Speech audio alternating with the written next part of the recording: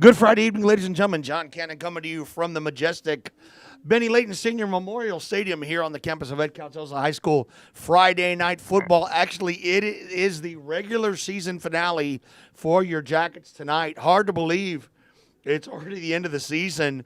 Of course, you're probably thinking, wait a minute, there's 2 weeks left in the season. Well, here's the thing. We play tonight against Roma, and then we have a bye next week. So it's happened to us a couple times. Actually, over the past couple of years, I think we've had a bye for the last game. And in a way, it's good because in our case, we heal up. We can get a few things ready, polish up a couple of things, and get ready for hopefully, God willing, if we take care of business tonight, the playoffs. And that's what we're going to talk about right now here in our pregame show. Of course, we are going to be joined by a couple of special guests as well. First one I'm going to bring in, actually, he is waiting for me to call him to say a few words. It's my old buddy, Jimmy Connell. So let me make sure he is available and ready to go.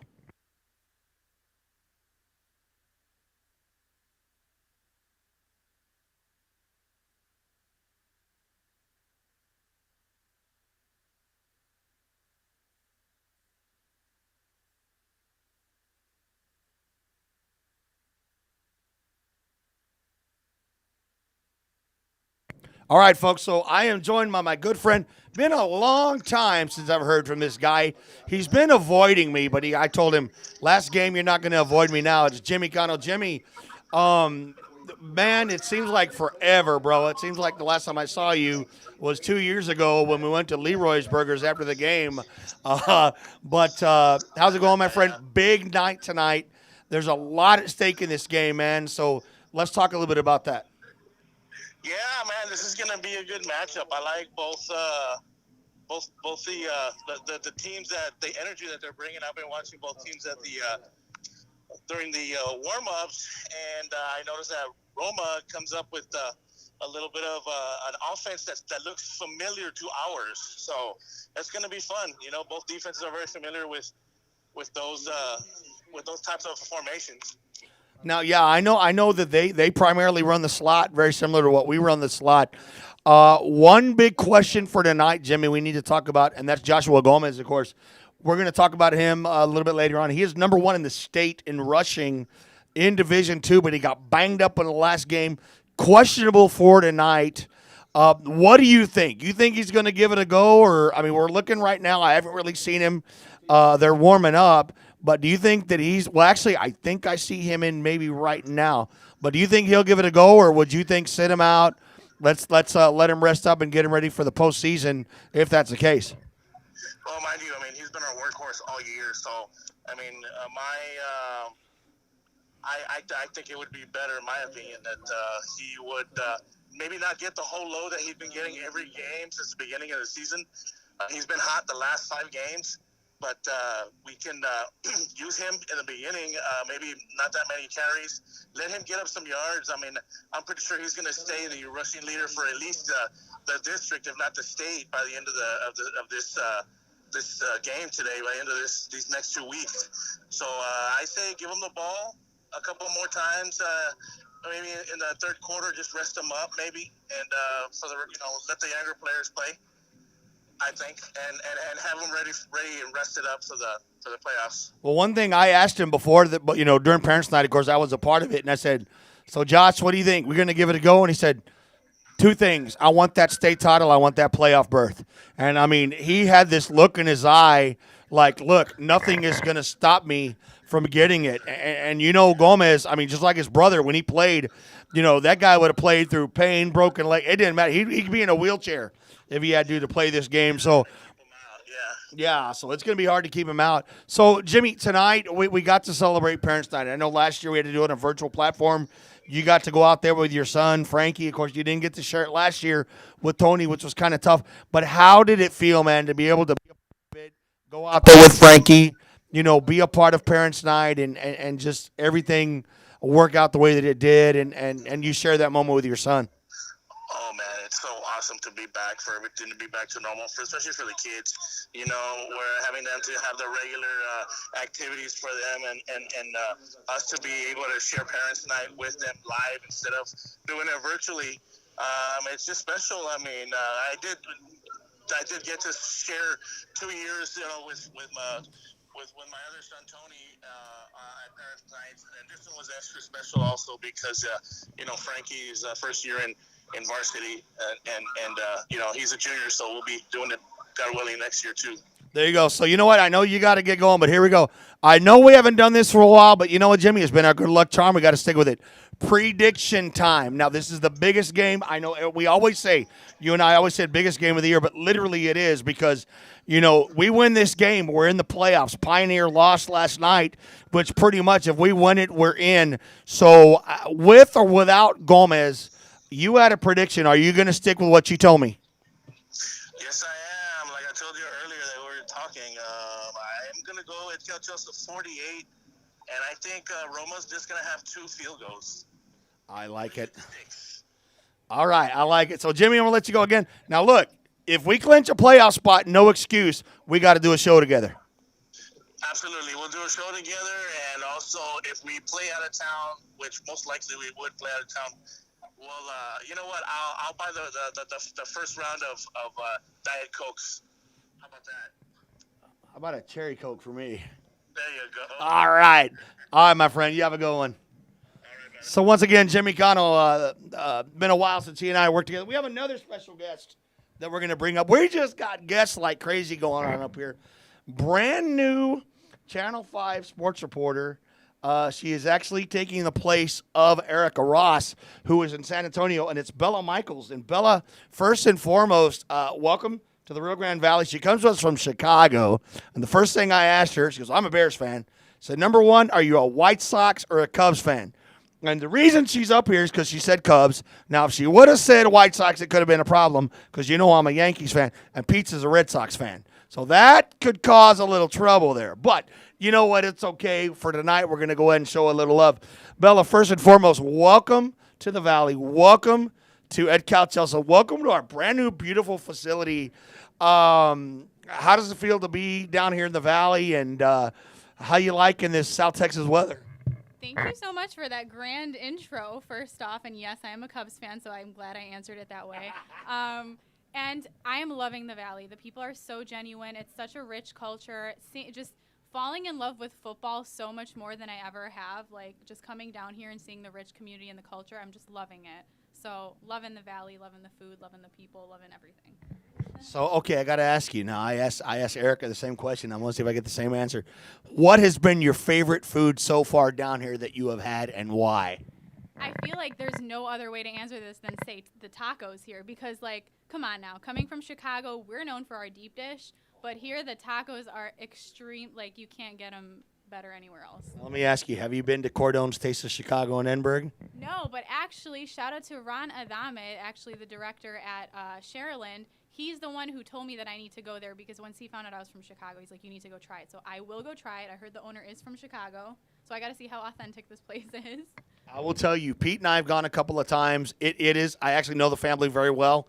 I used to work for the media. I worked for all of the newspapers down here, and I covered the Cordones when they played at Edinburgh North, and all the daughters and everybody, and they sent me over there to go eat the food, and it is authentic. I've been to Chicago actually once before, had the food. It is, I mean, deep dish. They've got the big beef sandwich. They got everything you can want. So you are absolutely going to love it, and you're going to love it because when you walk in, everything is Chicago. Oh, my God, that sounds so nice. It's just like a home away from home, I guess. But honestly, believe it or not, at first I was so anxious. I'm like, I'm coming here. I don't know anyone. I'm moving. I just graduated, coming out of school. And now I'm like, no, this is my new home. I already feel at home. It's crazy. Oh, I'm telling you, you will become Miss Popularity. Erica Ross was the exact same thing happened. She came and sat with me, John, I don't know anyone. Next thing I know, this girl's like, I ain't got time for you. I'm like, oh, okay, I get it. I understand. So tonight, Edcouch-Elsa versus Roma. Obviously, there's a lot at stake here. The Jackets were 1-5, and it looked very glim for their hopes of going to the postseason. We've gotten hot. We've gotten healthy at the right time. We're winners of 3 straight. You know better than anybody. Momentum can carry you a very long way. In this game, you've got 2 very similar offenses, both that run the slot T. So what are you expecting? What do you think is going to be the difference tonight? And what is it that you really want to look for in this game with basically the playoffs on the line for both teams. Right. I spoke to both coaches before the game, and as you said, and as Coach Villanueva actually said, that they have a similar offense. They're both mobile. They're doing that. So I think it's all going to come down to how many defensive stops they can get today. That's going to be basically what they need to do to get this done for either team. But it should be a close one. I think people shouldn't sleep on Roma, to be honest. But Edcouch clearly, I think, has a little more leverage going into this. 4-3. Roma's coming off a bye week, though, and Coach did say they were banged up and they needed that bye week, and now they feel good. So we'll see. I think it's going to be a good game. Yeah, speaking of banged up, right now our state leader, Joshua Gomez, he's number one in the state of Texas in rushing.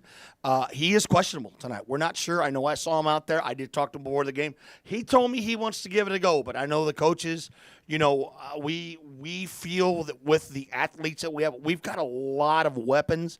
We're getting healthy. We have Ever Crispin back. We've got Frankie Connell. You've got Amaya. You've got Cortez. Just so many weapons on this offense. So, what do you think on Gomez? What did you hear? What do you think he's going to give it a go? Do you? This is what he flat out told me. Number one, I want to get in the playoffs. Number two, I want this rushing title. So, did you talk to Coach Navarro, and what did he tell you? I did talk to Coach Navarro, but I think you know better than I do at this point because he didn't confirm. He only confirmed that Brandon and Amaya they're gonna be coming in and playing tonight without giving too much info. As far as Josh Gomez, I am not sure. As you said, though, he is trying to get in, so maybe he's gonna come in and play. But he did get that injury last game, so yeah, he got banged up pretty good. And the thing about it, we have a bye next week. So if we should win this one and we get in, the good thing about it, we can get healthy. We can let him rest up. We're going to need him. We got Alamo Heights in the first round. But, everybody, and I don't want to look past the playoffs. And that's one thing that I don't want to mention here. But if we should get in, everybody knows a 1-4, Alamo Heights, undefeated. They beat Bernie Champion. They got a lot of speed. They like to throw the ball, this and that. But even though we're an underdog, we have got a ton of momentum. Offensively, we put up over 700-something yards in the game before.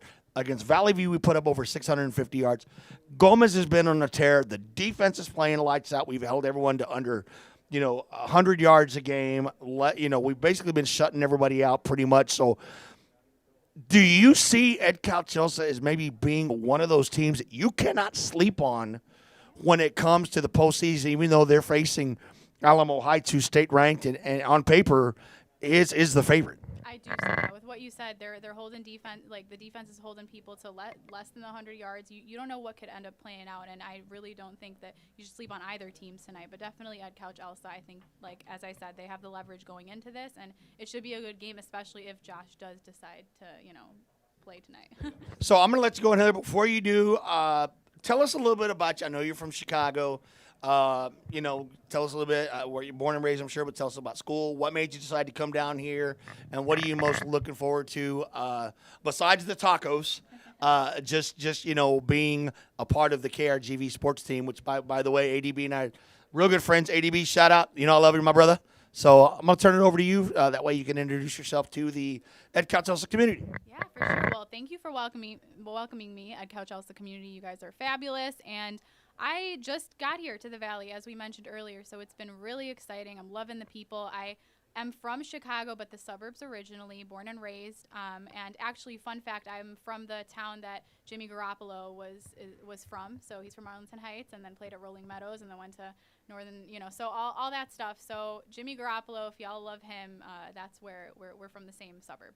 So that's a little fun fact. But I went to DePaul University, got my bachelor's and master's there. I did like a combined program, and I finished that up this summer and started, just looking around for jobs. And the Valley came knocking, and I just loved it. It looked like a really, really nice place and a really homey type of place. So I love it so far. And yeah, I gotta say, I have to admire, that a lot of female, we're seeing a lot more female sports anchors around, and I know a lot of my kids. I have some that say, "Well, Cannon, I don't know if I can." And I said, "Look, go look at, people like Aaron Andrews. Go look at, oh gosh, that's the first one I'm going to think of. Aaron Andrews is one of the big ones. Hasselbeck, she also opened the door. There's so many out there, that have opened doors, that ESPN, but even locally here, So To be a female sports reporter, most people always think, sports is for the man, whatever. But what made you decide to get into sports? What made you decide to say, this is the profession that I want to get in and I want to be a part of? That's a great question. Right outside of this one church town, there's a gold dirt road to a whole lot of nothing. Got a deed to the land, but it ain't my ground. This is God's Grew up watching country. a lot of it. I never played on state. We pray for rain and thank Him when it's falling, 'cause it brings a grain and a little bit of money. We put it back in the plate. I guess that's why they call it God's country. This is a game, but what makes the game? I saw the light in a sunrise, sitting back in a 40 on the muddy riverside, getting baptized in holy water and shine with the dogs running. There you go, I love it. So tonight they can catch all the highlights on Channel 5. Let people know what time will you be on. I guess give us, where people can follow you and build your little fan base here. So we did just go Turn the live on dirt Channel 5 and work until the week's done. We take a break and break bread on Sunday, then do it all again, 'cause we're proud to be from God's country. I saw the light in a sunrise, sitting back in a 40 on the muddy riverside, getting baptized in holy water and shine with the Roma High School up to the press box. Student council representative from Roma High School up to the press box. been found. Dixie whistle in the wind, that'll get you heaven bound. The devil went down to Georgia, but he didn't stick around. This is Bella, God's welcome to the Valley. Welcome to Edcouch-Elsa. Enjoy the game. It should be beautiful weather here. So welcome. And anything you ever need, you let us know. Consider this your second home. So one thing that we do here that you got to close out with, this is a tradition. Everybody that says hello, so I start a hashtag called Fear the Sting. So I want to hear in your best sportscaster's voice, because everybody has their sign off, okay? Mine is hashtag Fear the Sting. So right now I'm going to let you close out, and you're going to say, this is Bella Michael, Channel 5, blah, blah, blah. And then, by the way, hashtag Fear the Sting. Here we go. All right. This is Bella Michaels, live in Edcouch-Elsa, Channel 5 Sports. Fear the Sting. I love it. Bella, good luck. Thank you so much. Thank you so much. All right. So, folks, Bella Michaels, again, Channel 5. Want to welcome her to the RGV. When she goes to Cordone's, I am going to go with her. I'm going to tell you right now. I love that place. I'm breaking the diet. I don't care. If anything for Cordone's, I will be there. Yes, sir. Let's So, go. all right. See ya. So much. All right, folks. So once again, I want to just welcome y'all back in. We did a little bit of an early pregame show here. John Cannon, Pete Vallejo, and all the boys down below. We have the mastermind, Joe Torres. We have, of course, George Flores running the stream. We have Juan Eliseche. We got the boys in the bottom. I believe we have Turi, and we have Tony as well. And then we have Big Mike over there, one of my guys running the cameras, and Lily as well. Going to be running our cameras as well. So got a full crew here tonight. Beautiful. It's going to be a beautiful night for football. Man, I tell you, the weather this morning, we had our pep rally. It was absolutely gorgeous, a little chilly, but it was nice. It was really, really nice. So I just got word from Coach Navarro. Gomez is not a go for tonight, so he will not be playing. That is breaking news right now. Gomez is not a go. But, I'm going to tell you, even though he's not going to play, it's a smart move. It's a smart move. Don't risk it. I feel we have enough weapons with Crispin. You've got Jonathan Castillo. You've got Amaya. You've got Cortez back in the mix. He's healthy. Crispin's healthy. Connell, you got Frankie Connell as well in the mix. We've been throwing the ball a little bit more. So, to be honest with you, I think we're gonna be fine. And the way Amaya's been flinging the ball, he's got at least, I think, 6 touchdowns in the last 2 games. So, he's gonna. We might see it open up here a little bit. Now, one thing about it, both these teams run the nasty slot, so this could be one of the fastest games in history if they both run the ball. But I expect Edcouch is going to try to open it up a little bit, do more of what we've kind of seen. Of course, this is kind of our last chance to work on some stuff. But then again, you also want to, go with your bread and butter. I think if we build us a good lead, I agree with Jimmy, build a good lead, and then let's pull our starters get some of the other guys in, get them healthy, get them rested up. I love the fact that we have the bye week. I think that's smart to sit out Gomez. If we should get in the postseason, then we know we're going to have him healthy and ready to go. And, of course, we already know it will be Alamo Heights will be our opponent if we should get in. But first and foremost, we cannot overlook Roma. Roma is a very, very dangerous team. Roma comes in at 3-3. They came off a bye. You heard Bella Michael say it, that, they got healthy. They got healthy. And if you remember a couple of years ago, Roma beat us at their place. I know Pete and I were there. It was a close game. But Roma beat us, and they're always one of those teams that you just can't trust them. They're very scrappy. They bring a lot to the table. They're just one, they remind me a lot of PSG Southwest from last year. They're a lot like that in the fact that they could upset somebody. Now, again, if we, and I'm not going to use this term because I don't like to use it, but if we should lose this game, our chances are not done yet because basically we would drop to 4-4. Pioneer and Roma would be at 4-3. Pioneer plays Mercedes next week. I don't expect them to beat Mercedes. And Roma closes with Sherryland. And I don't see them losing to Sherryland because Sherryland's in that three-way dogfight with Mercedes, Mission Vets, and Sherryland for the district championship. So everybody would be 4-4. Now, if it's a three-way tie at 4-4, it comes down to points. And from the way I have looked at it, Roma would have to beat us by 20 in order for them to solidify the spot. Don't quote me on that, but I know I talked to Coach Navarro today, and pretty much Roma would have to beat us by 20. I don't see that happening. If I had to compare Roma, I would compare them maybe to a little bit of a mix between Sherryland and Sherryland Pioneer. So it'll be interesting. It'll be interesting to see what happens. So we're going to take a little break here, folks. We're getting ready to start our pregame. Mr. Benny Layton Jr. going to be announcing our cheerleaders and everybody. We'll let you enjoy that. We'll be back on here shortly to give you our predictions, keys to the game. And my very special guest is coming up, who's going to be sitting here with me in the booth, Mr. Ben Lopez, who is one of the absolute pioneers when it comes to recruiting in the Rio Grande Valley. So, folks, we'll be back in about 15 minutes.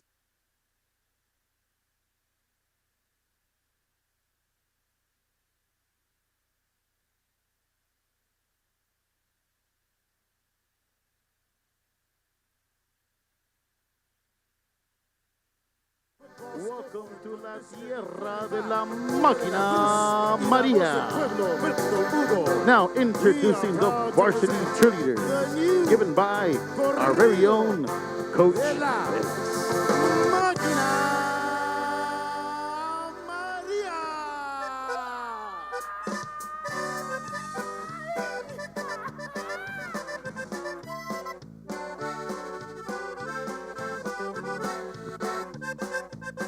All-American cheerleader, sophomore, Ariella Ramirez. All-American cheerleader, sophomore, Jacqueline Medina. Sophomore, Kalina Garza. Sophomore, Rebecca Davila. Sophomore, Sarah Castillo. Senior, Sarah Villarreal. All-American cheerleader, senior, Nicole Rodriguez. All-American cheerleader, senior, Minerva Garcia. Senior, Josie Alvarado. Senior, Zoila Moreno. All-American cheerleader, senior, Jessamy Robles.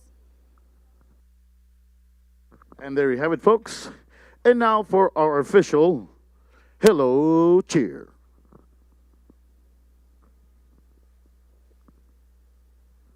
Ready. 1, 2, 3, 4. H E L L O. The Jackets say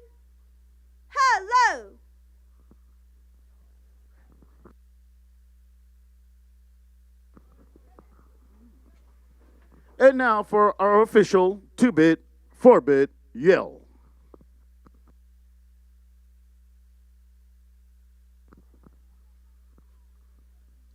Ready. 1, 2, 3, 4. 2 bits. 4 bits. Hey, 6 bits. $1. All for the jackets. Stand up and holler. Thank you, Coach Perez. And now for our official welcome, we have Student Council Representative Miss Mia Peacock.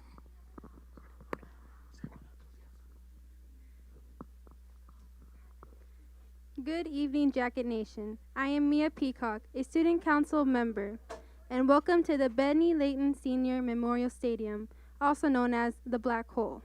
Thank you for making it to tonight's matchup between Roma High School and Edcouch-Elsa High School. On behalf of the Edcouch-Elsa Board of Trustees, Dr. Greg Rodriguez, and our Superintendent of Schools, Ms.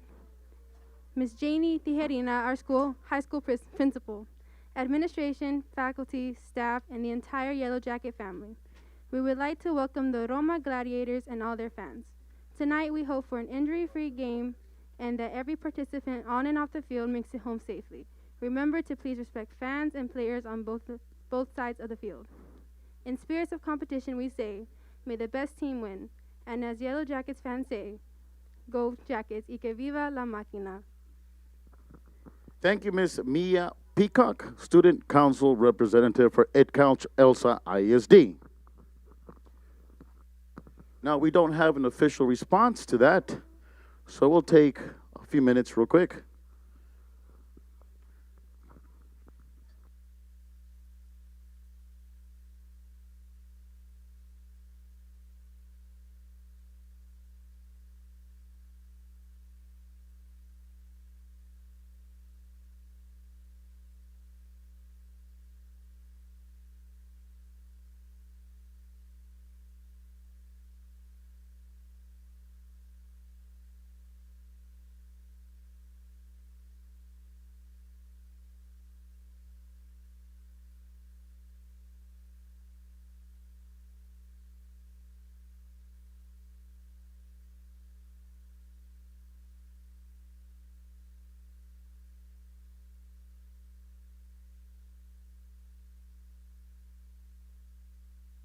And once again, welcome to La Tierra de la Máquina María, Roma.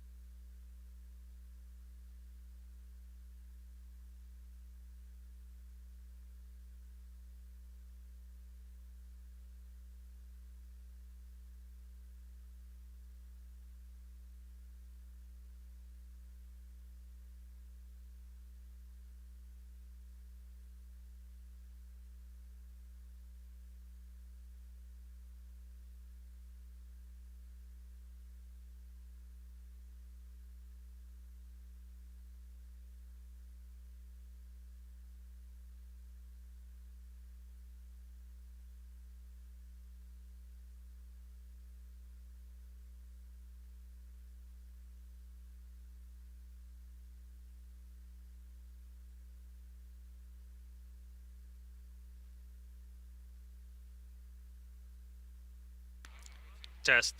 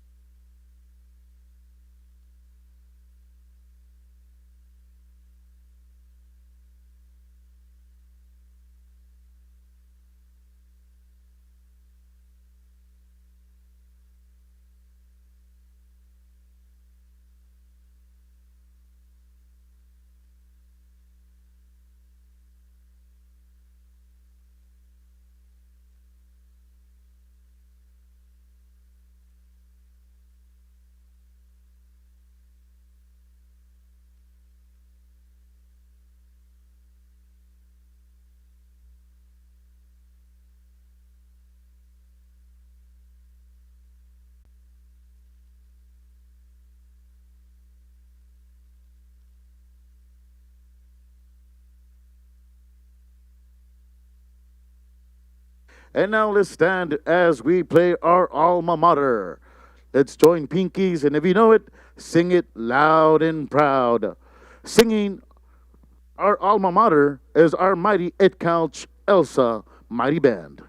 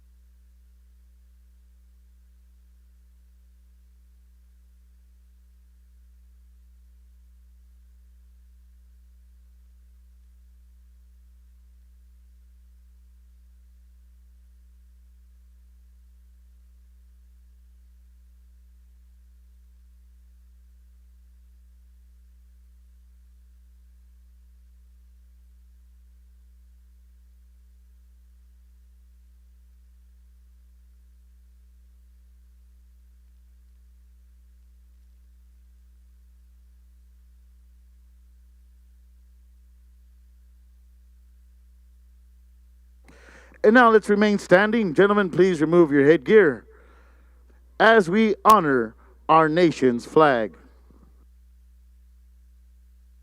Tonight, singing our national anthem, we have a member of the mariachi program, Juvenil Azteca de Edcouch-Elsa, Miss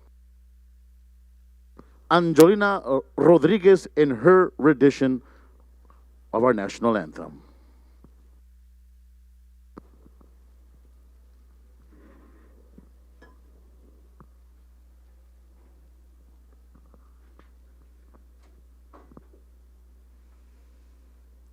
Oh, say, can you see by the dawn's early light what so proudly we held at the twilight's last gleaming, whose broad stripes and bright stars through the perilous fight o'er the ramparts we watched were so gallantly streaming, and the rocket's red glare, the bombs bursting in air, gave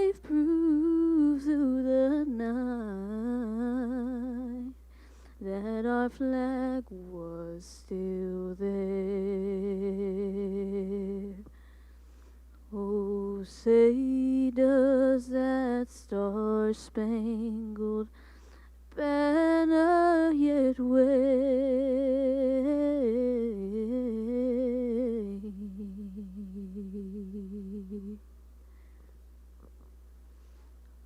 o'er the land of the free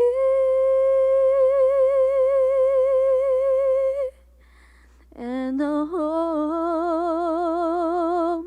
of the brave.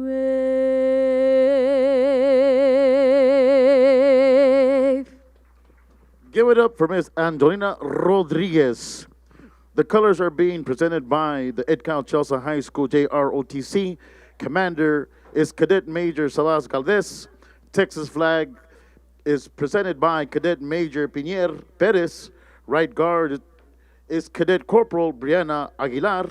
Left guard is Cadet Captain Juan Navarro Jr.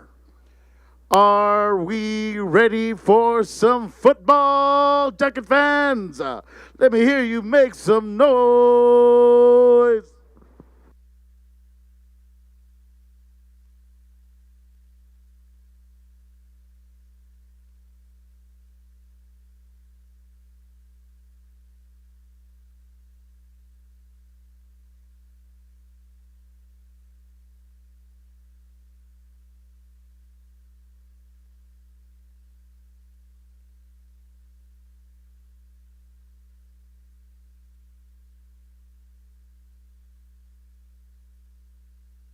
Captains for the Jackets, we have number 85, Charlie Hughes. Number 69, Sean Marmolejo. Number 56, Justin Sandoval. And number 58, Nicolas Herrera, captains for the Jackets.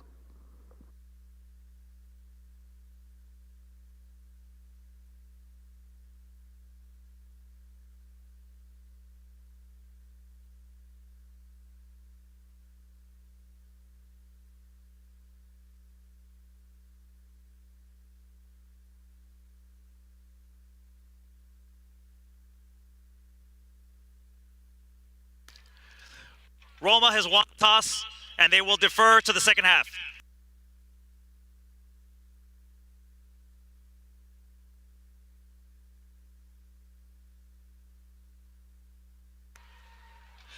Edcouch-Elsa will take the first half option, will receive the ball.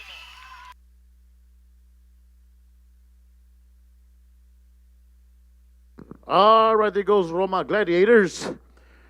And it's time to make some noise. All right, it's time to get loud, Jacket fans.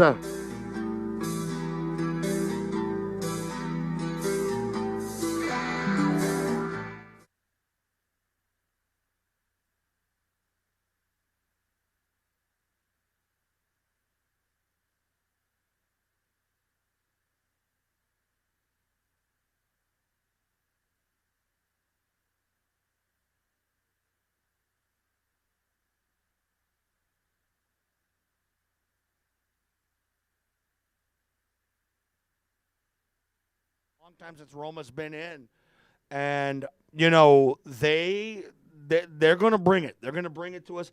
I compare this game a lot to last year's Mission Veterans game, where it was a play-in game where the winner basically advanced, and also the Sugarland game a couple of years ago, in which we won on that big fumble recovery by Matt Segura. But even though Josh Gomez is not going to play, he is, as of right now, from what we were told by Coach Navarro, he's not going to play. He was injured in the last game, so he's probably going to sit out.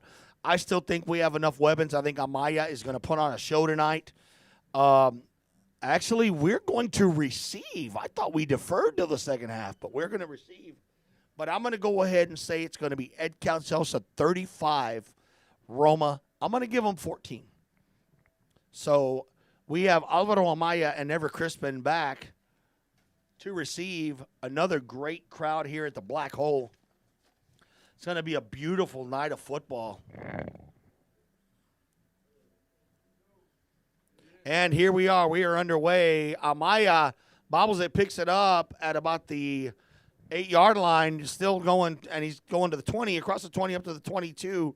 About the 22, 23-yard line, that's where the Jackets are going to start the game on offense.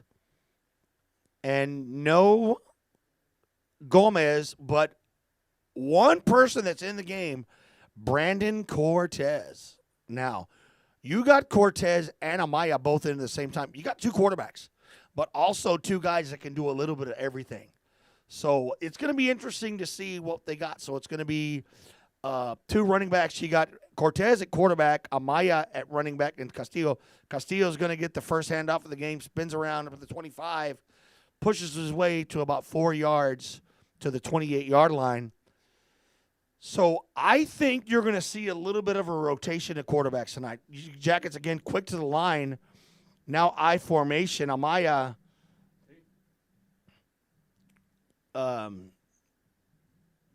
actually, it was Ever Crispin got the ball on the counter play.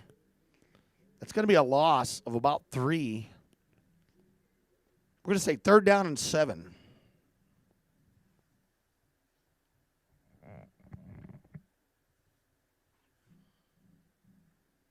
So you got number 27, Munoz, split out, and number 85, Charlie Hughes. Handoff to Castillo. Castillo's going to run it up to about the 29-yard line. It's going to be short by about 4 yards, so it's going to be 4th down, punting situation for the Jackets. And see, that's where Gomez hurts because he is that guy with his size, can power it through. But, hey, you know what? First drive, it's still okay. Now it's time for our defense to take care of business. Blocked punt. The Jackets do fall on it, but Roma is going to have excellent field position. And what happened, the punter was scrambling around a little bit, and as he kicked it, there was about 2 gladiators right there that just got the block. Jackets did fall on it, but Roma has excellent field possession at the 15-yard line, 1st and 10. They are in the Jackets' deep water. So for the Gladiators, again, like I said, they run the slot as well. Don't know much about them. I couldn't really get a lot of them stat-wise, but we're going to try to get number 7 is in motion. It's going to be a handoff. Looks like number... Trying to see the numbers, kind of. Believe it was number 24, Sebastian Garza. Going to run it up to about the 8-yard line. I'm going to say 2nd down and 6. Roma also quick to the line. Number 1, RJ Morales, the quarterback.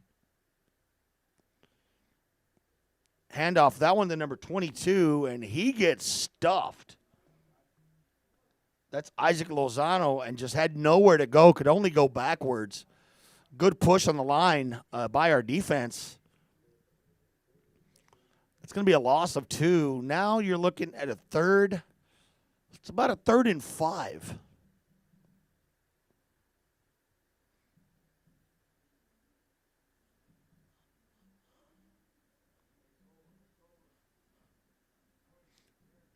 You got 7 in the box for the defense. Shotgun formation. Quarterback goes back. Almost got tackled. Is he going to go down? Yes. That was Nico Herrera, number 58, number 53, Frankie Martinez, and number 21, Luis Hernandez, all there applying the pressure. So it's going to be 4th down. And intentional grounding by Roma. So that moves it all the way to the 25-yard line. That's a 15-yarder, and it's a 4th down. Roma's going to go for this. Well, no, actually, it looks like number 9 is going to come in, Jonathan Duarte.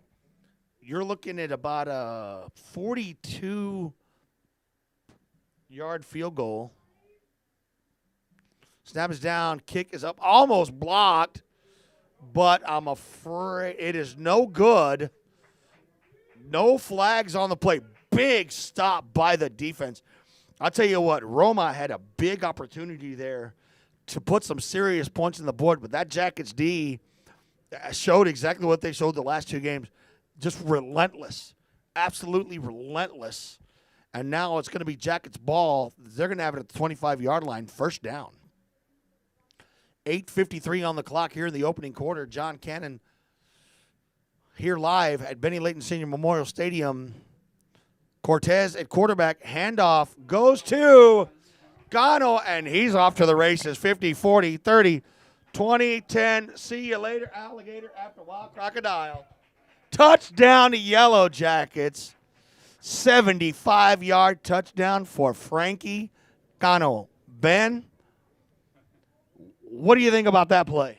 That's an awesome play. Yeah, that was an impressive run, and Connell just showed his speed. And he got some great blocks, and had Charlie Hughes right there as Roma had a defender coming at him, but Connell just used his speed and punches it in the end zone. 75-yard touchdown run.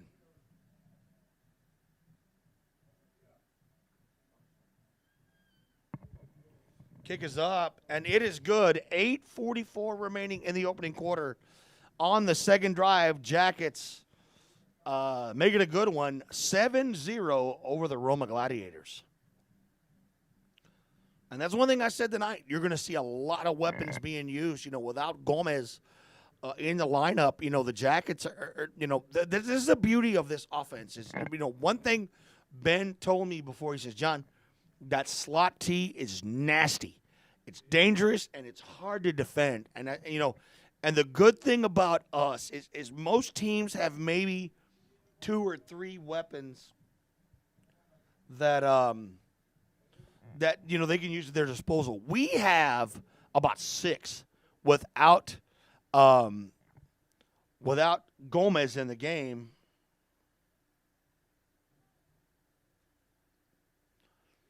And that's, of course, you have Frankie Connell, you have Amaya, you have Cortez, you have J.D. Parral, who we haven't even talked about.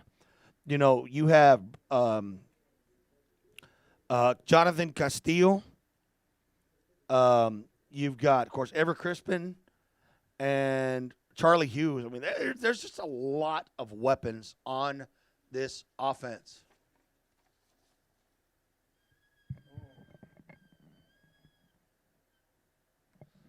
So kickoff, and the Jackets, but there are going to be flags on the field. Big stuff by the Jackets there. But we want to see what the infraction is. I believe it's against Roma.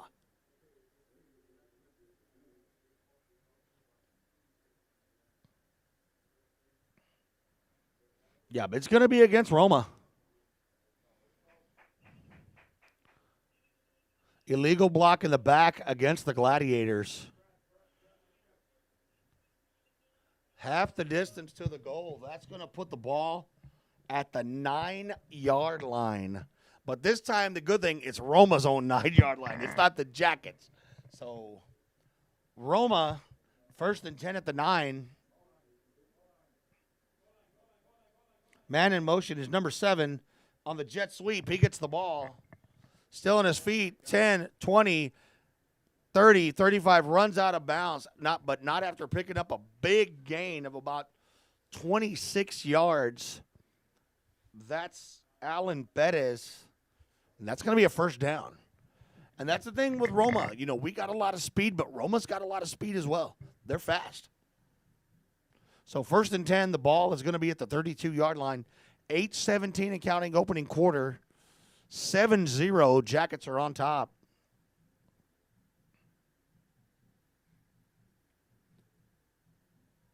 R.J. Morales under center, once again sending number 7 in motion.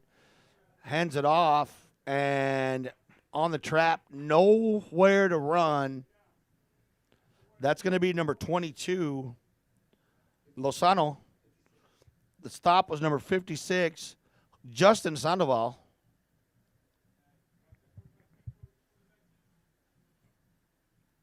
Going to be about a loss of 1, 2nd down and 11. You can hear our coaches over here saying, quarterback keeper, coach. Let's see if they're right. So once again, slot formation, handoff. Going to pick up maybe a couple of yards. That looks like that's number 20. No, it's number 23. Gabriel Garcia. So we're going to give him a gain of 2. 3rd down and 9.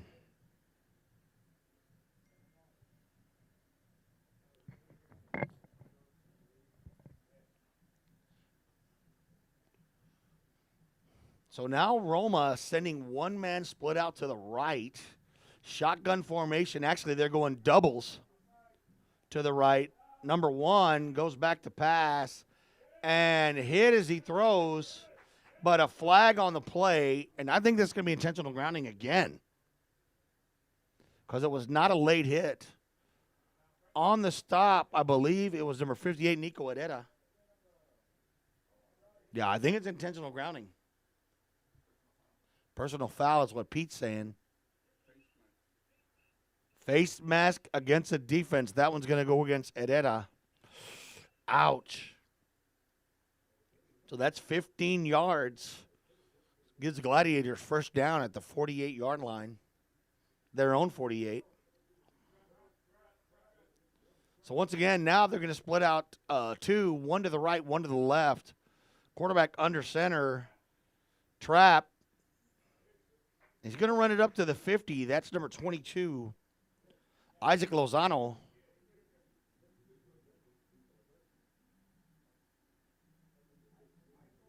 And that's the thing about the slot. Same thing with Roma. You just don't know who's going to get the ball. They get so quick to the line. They got a couple of backs, got a couple of guys split out. You don't know what they're going to do. So now Roma, one man split out alone to the left, number 19, in motion. Quarterback gives it to the up man. Once again, that's number 22, Lozano. He seems to be their workhorse. 3rd down, and we're going to say about 5.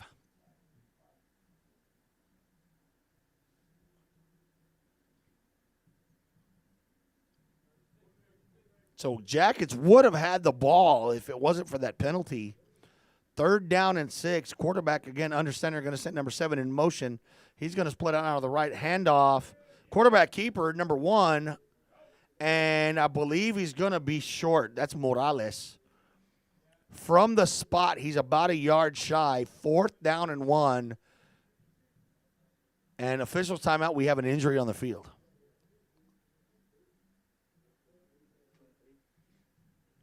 I believe that's number 23. Alexis Rodriguez. We're going to take a timeout, folks. We'll be back here shortly.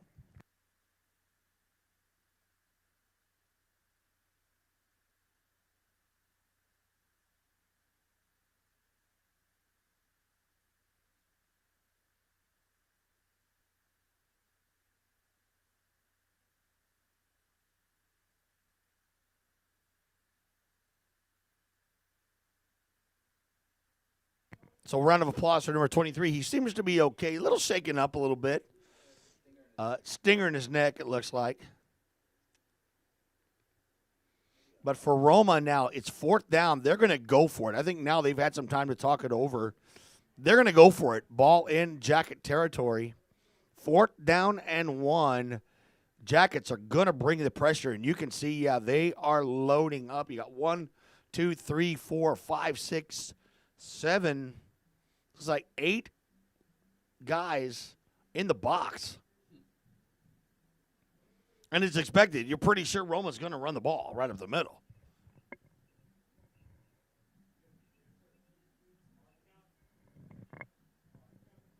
So I don't know what the referee said. It's kind of hard to hear his microphone. It's kind of.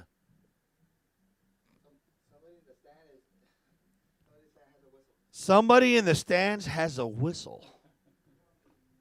Okay, maybe it's Coach Diaz. He had a whistle today at the prep rally. So 4th and 1. Here we go. This is going to be a big stop if the defense can get to it. But was it against the defense? Nope, offsides against the offense. There you go. So that's going to move it back now, 4th and 6. Roma, I'm pretty sure, is going to punt it. I don't see them going for it because now you got the ball in Jacket territory. Sure enough, yeah, they're going to punt. So Beltran, number 24, I think, though, and there goes Crispin. I was about to say.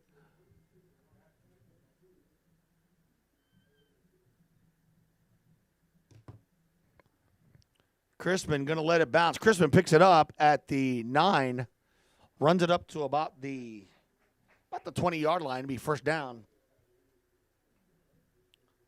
Want to send a shout out to my good friend Juan Reyes and his brother. They're up in San Antonio tuning in for the game. Also, tomorrow night, a very good friend of mine, Eric Molina, a local boxer, actually started when I started covering boxing, one of the first guys I covered. He's going to be boxing tomorrow in London in the co-main event. So want to wish Eric the best of luck as well, Eric Molina. So it looks like it's offsides against the Jackets. And penalties, guys, with that you cannot have. We had been cleaning them up pretty good, but in a game like this, you've got to be really careful. That's going to move it back to the 10-yard line. Cortez in at quarterback, handoff, goes to Amaya. Amaya still going. Look at him pushing his way up across the 20. Picks up the Jackets first down. Go! To the G! First down. Once again, quick to the line. Two-back set.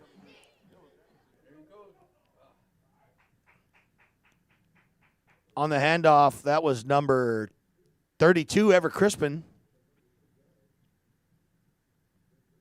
Picks up about 4 yards, 2nd and 6. Thing right now is, and here comes Paral. This is another weapon to this offense. So, wear down this Roma defense, keep their offense off the field is really kind of what you want to do.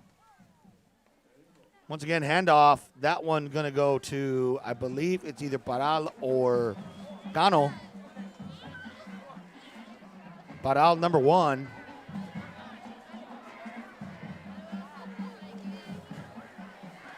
Looking for the marker. It's about 3rd and 6.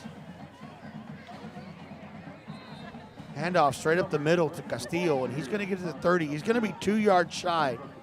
4th down and 2. No, actually, from the spot, you're looking at about a 4th down and 3. Ben's calling a fake punt. Let's see. Will it happen? Nope, that one they get off. And was that one touched? No, it was not, but it takes a jacket bounce all the way back to the 27. Man, I thought that Roma defender had kind of lightly touched it with his fingers, but no, he did not. So it's going to be Roma football.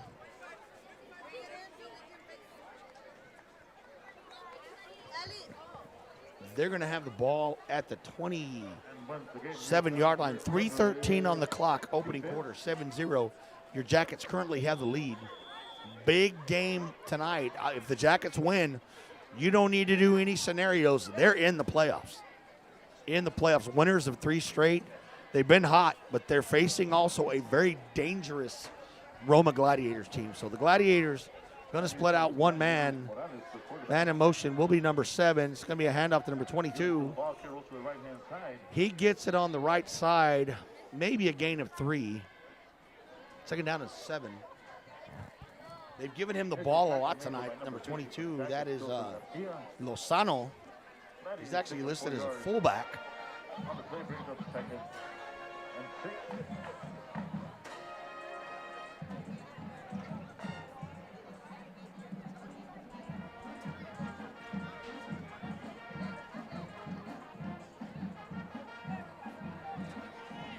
Jackets defense looking for a big stop.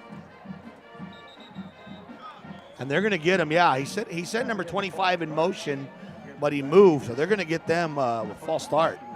Number 7 on the offense. 5-yard routine. Check now. That's right.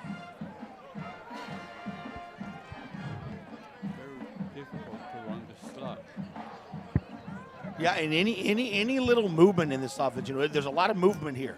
So just that little will basically get you a false start. So it's an offense that is effective, but also you got to run it correctly because it's one that can confuse a defense, but can confuse an offense. So pushes the ball back 5 yards, second down.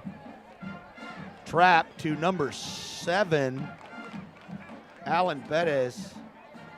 I believe Frankie Martinez, number 53, was on the stop. And Salazar as well. Luis Salazar. Third down. And boy, over here you can see the barbecue smoke a-rolling.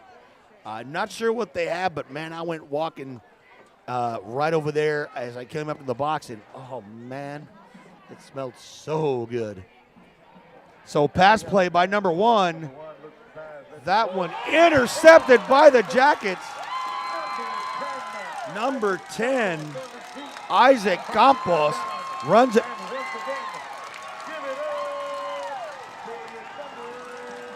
Campos on the INT. Big defensive play. Gets it into Roma territory at the 33-yard line. And the Jackets take over. That's interception by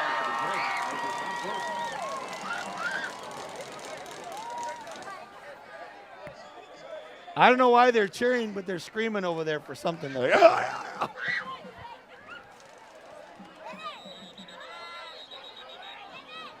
Number 32, Ever Crispin on the carry. That was a big interception. He was rolling out there to the right and had a receiver, and if he would have caught it, that receiver, that was the same guy that picked up some big yardage, but Campos in the right place at the right time. So handoff again goes to Frankie Connell. 2 for 2, baby. Bing, bang, boom. Score number 2, Frankie Connell, 13-0 Jacket. Wow.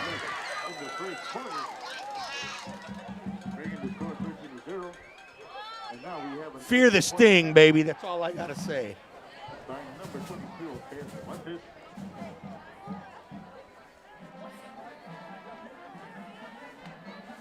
So Frankie Connell, 2 for 2 tonight. Stab us down, kick us up, and it's good. 1:05 remaining, 14-0 Jackets. Ben, you were here with me. What a huge turnover by the Jackets. Roma was going for that. That receiver really, had really nobody there. He would have had some good space. But I tell you what, Campos at the right place at the right time, and we convert off a turnover, and those are huge. That was a very good play. I mean, I give credit. I know so many people talk about the offense, talk about, just how explosive we are, but defense sets up our offense, if you really think about it. They say defense wins championships. Offense wins games. Well, if we're going to win this, I guess you could kind of say playoff championship game, you want to call it, defensively, that's what we got to have. And that's what we've been doing. That's why I said people are underestimating us, if we should get in. They're going to think, oh, they're a number 4 seed. Alamo Heights has too much speed, has too much. Let me tell you what. You can throw everything out the door, no matter what. Because right now, the Jackets, one word that they could take into the postseason if they should go, that's momentum. And they're riding high. So Roma, with the return, runs it up to about the 25-yard fumble on the play, but it is recovered by number 99. That's Alejandro Gomez.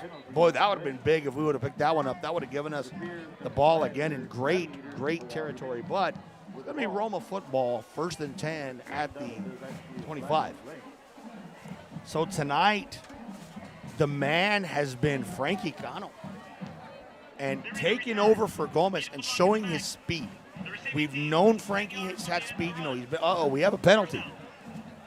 That is holding against Roma. Moves it back to the 15-yard line.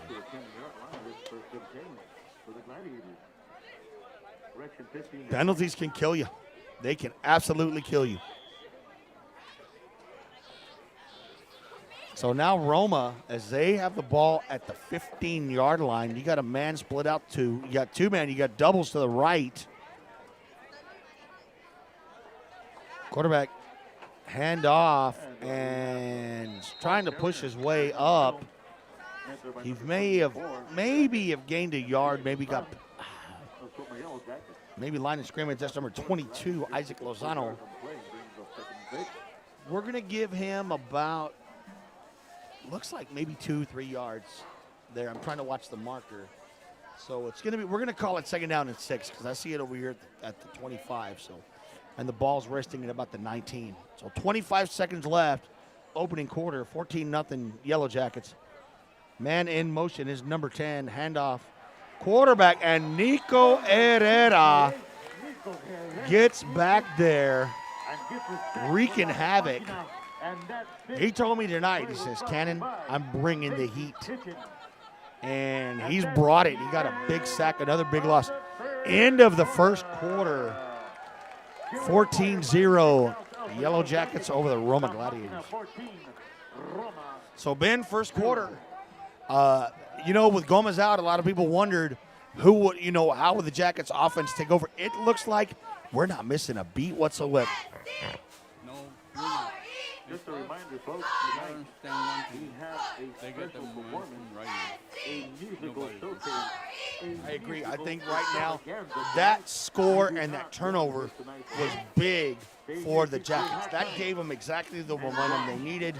It gave them a good little cushion. Now, don't count your chickens before they hatch, because stranger things have happened. And you don't want to get overconfident right now. But you know what? Again, you play something that I'll remember, and it was in Rocky Balboa. One step at a time, one punch at a time, one round at a time, same thing. One play at a time, one drive at a time, one quarter, everything like that. So it's going to be a 3rd down and long. Shotgun formation, man in motion.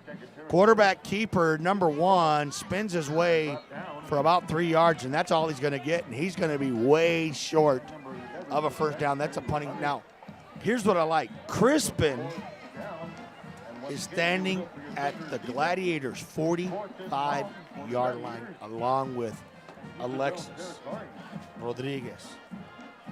Well, they're actually going back to about the 48.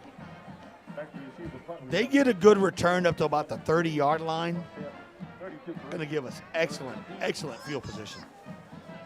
And Roma is punting from their end zone. Nice high punt. And they're just going to let it bounce. It's going to bounce out. Defense again comes up big. That time Nico Herrera on the sack. 1st down and 10 for the Yellow Jackets.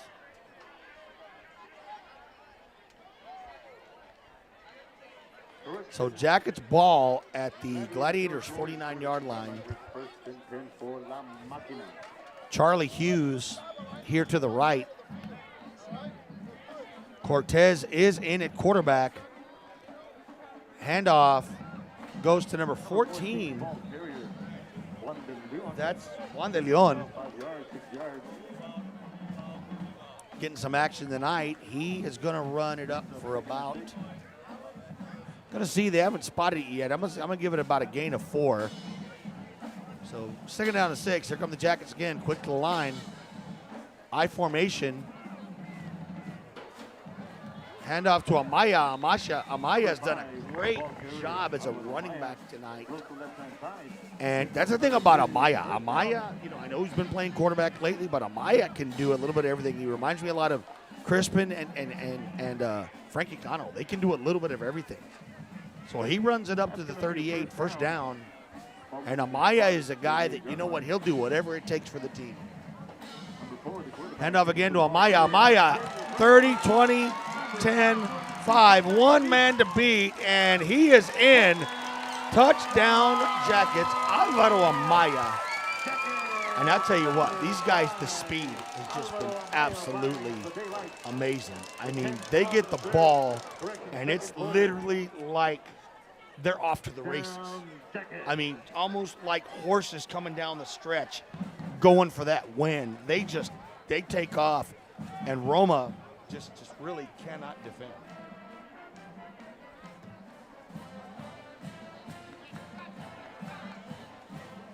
Snap is down, kick is up, and it is good. 10-12 on the clock. Second quarter, 21-0.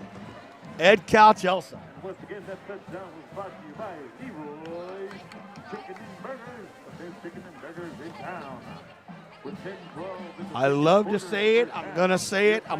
We've been ramming the ball down their throats. We really haven't thrown the ball. Ben, we've been sticking with that slot. Well, you know, Navarro likes to get a good little cushion. And then from there, he'll try a couple of things. But I think also, Ben, he's going to rest up his guys. If he's got a good lead, pull the starters. You know what? Rest him. Let him rest. Get him ready. You know, the way it looks, you know, we'll be in. You know, God willing. I know you want to work on a couple things, maybe in the third quarter, and then pull your guys. I'd say get a couple more scores, work on some things, and that's it. Give the other guys a chance. Let them come in. Let these boys enjoy it. Let them enjoy it. So, Osea Cervantes, and he's been known to pull off some nice little tricks out of his sleeve. Pooch kick again, but that one's going to roll out. And who was that? That was number 18, I believe. John Rivera was right there. He was ready to pick it up. If it would have stayed in bounds, Rivera would have got on that ball. But it's going to be Roma football. Ball is at the 28-yard line.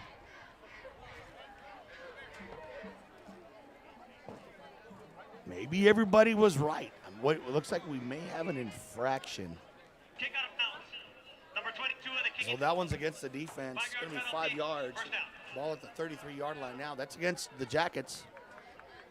And with that, the ball's going to be spotted at the 33-yard line with first and 10 for the Gladiators. And on the field, defense. So shotgun formation, double set to the right. Number 1, the quarterback. Quarterback keeper, and he gets across the 35, just shy of the 40. RJ Morales.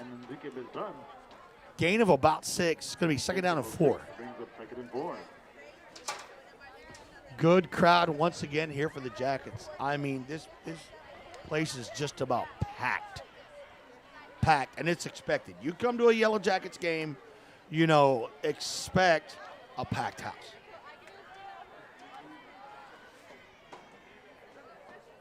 Number 1, the quarterback.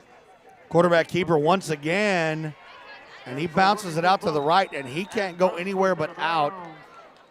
You had number 53, Frankie Martinez, and also number 23, Alexis Rodriguez, in his sights.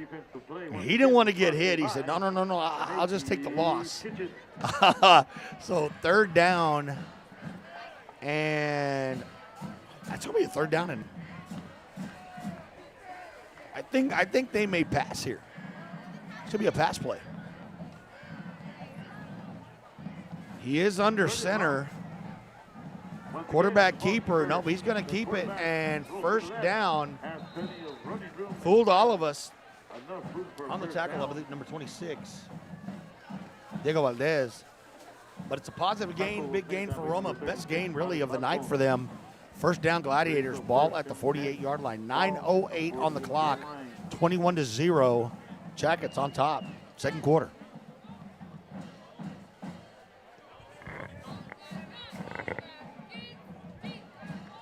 Number 19 split out. That is Cantu. Power I formation. Gets it across the 50 up to about the 44-yard line. Number 22, Isaac Lozano on the stop, Marlon Barco. Second down and 4.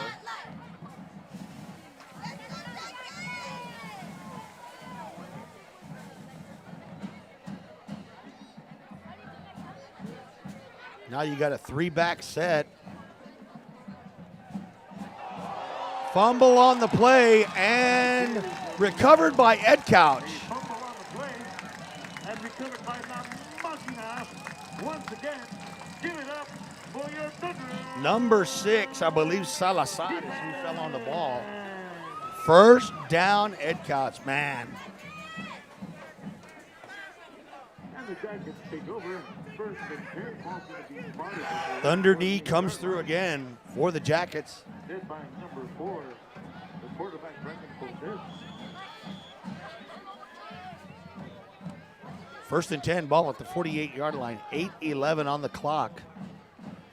I formation for Edcouch. Passing intercepted by number 10. He was looking for Paral. Still on his feet. And he's still going and gets it into about the 32-yard line of the Jackets, Jacket territory. But we do have a flag on the play. So Cortez was looking for Paral.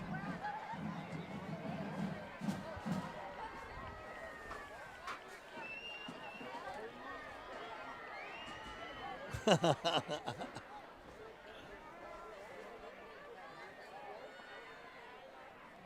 we're going to wait and see what the call is. Everybody's saying it's against Edcouch.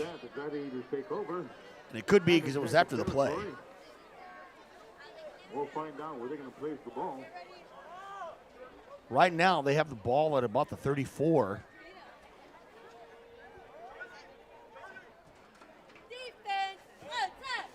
During this time, I want to welcome Haley Wilson and her family tuning in up in Houston. Of course, Haley up there receiving chemotherapy. Talked to her mom yesterday. Said she's doing great. She's battling. She had leukemia, but she's been a fighter, man. She hasn't given up. And Haley, we're all rooting for you. We're proud of you. We can't wait to see you back here at school. And just keep it up, girl. Keep up that fight. We want to thank you and your family for tuning in here to this football game. So Jackets with that penalty, that's going to move the ball all the way to the Jackets' 24-yard line. Fumble. And I believe it's recovered by Edcouch. So they're saying the quarterback did land on it. It's going to be a loss of 2. Second down and 12. Yeah, thank God somebody has good eyes up here, because I'm going to tell you what, all I see is that smoke rolling from that pit. I'm tempted to have to go down at halftime and see what they got.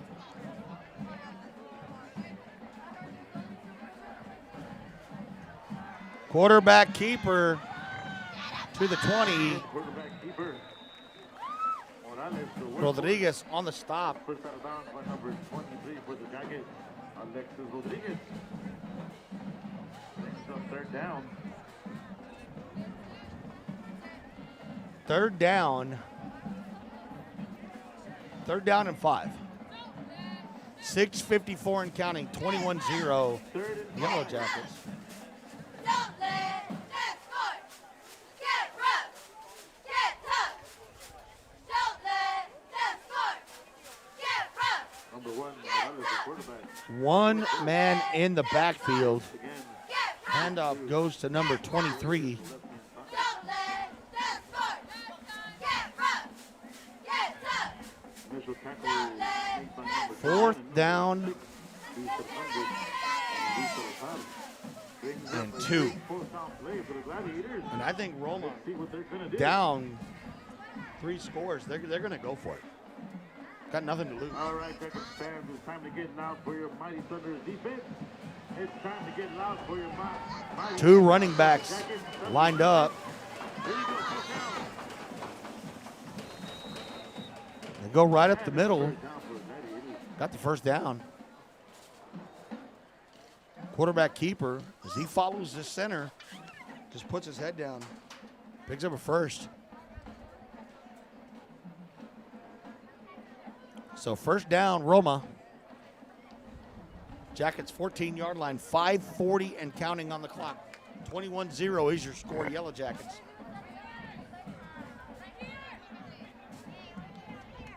RJ Morales, quarterback, hands it off.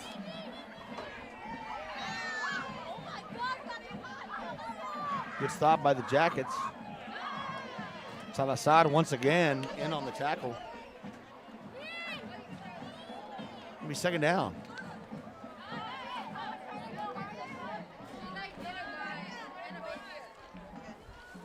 All right, second and 10.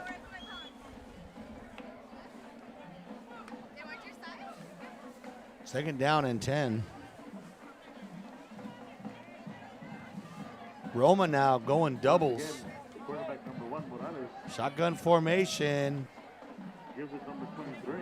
Gives it to number 27. Number There is no 44, number 27. for the Jackets. Brings up third down once again. Be a timeout. I'm going to say it's number 23. All right, Isaac we have a Lozano. timeout, folks. I'm about to say there ain't no. We have a 27. They don't. So timeout, Roma. Again, folks, just want to thank all of you for tuning in tonight here. Yellow Jacket football on the Edcouch-Elsa ISD YouTube channel. John Cannon sitting here with my good friend Ben Lopez, helping me out a little commentary here and there. Of course, we got Big Pete Vallejo up here on the camera. We got Joe Vallejo and the boys down below. We got Tootie and Tony on the cameras, as well as Mike and Lily. Hope you guys are having a great Friday. Beautiful. It's going to be a beautiful weekend. There you go, cheerleaders. Show them how to do it.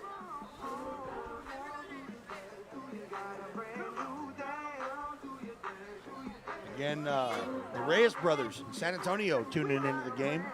I want to thank you guys showing your support for the Jackets. Come on, Jazzy. Show them how it's done. Haley Wilson and her family also up in Houston. I want to thank you for tuning in. And everybody else, everyone else out there that's tuning in, watching what most likely is safe to say the last game for these seniors here at Benny Layton Senior Memorial Stadium, but hopefully not the last game of the season. That's what we're hoping. Because we want to get in the postseason, and man, I tell you what, from 1-5 to back in the postseason is pretty impressive. Quarterback keeper number 1 going to get, I think, across the 10, maybe to about the 7.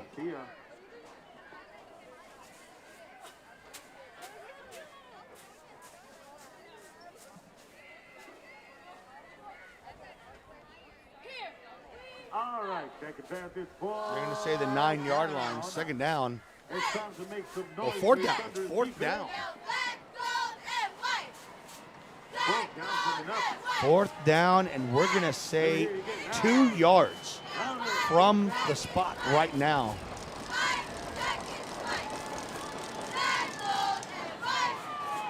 And a stop. Who was that? Is that number 58, Nico Herrera? Again, the man beat. But a flag on the play. That could be in sportsmanlike conduct. Nico, 2 sacks on the night. That's right.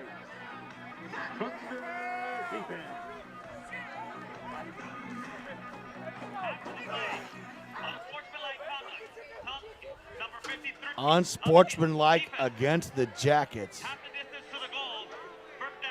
So it will be half the distance, but it is Jackets football. So penalty hurts, but it doesn't really because we're still on offense. There will be a change of possession. 3 minutes and 46 seconds to do some damage. So Jackets ball in motion. Ever Crispin. Handoff right up the middle. It's going to be number 20, Castillo. It's going to be a first down. Well, actually, no, I think it's going to be a second down, actually. Toss play. Amen. Again, number 32, the ball. That one to Crispin. That for sure is a first down. Picks up another. Jackets do have 3 timeouts remaining. I want to congratulate our freshman football team last night, winning the district championship. Congratulations to our freshman football team, district champs. Great job, coaches and players. 2:57 and counting. First down ball at the 24-yard line. Jackets. Brandon Cortez, handoff. Amaya could not get out of trouble there. Shoestring tackle. Be a loss of 4. Jackets still not calling a timeout. Loses 4 yards, brings up second and 14. But quick to the line. Now J.D. Paral. J.D. Paral, Number 1, goes 30, 40. Can he outrun his defenders? No, but he gets the Jackets into excellent territory. All the way up to the 45-yard line of the Gladiators. 2:11 on the clock, but there is a flag on the play. And I'm afraid that's going to come back. Yes, it is.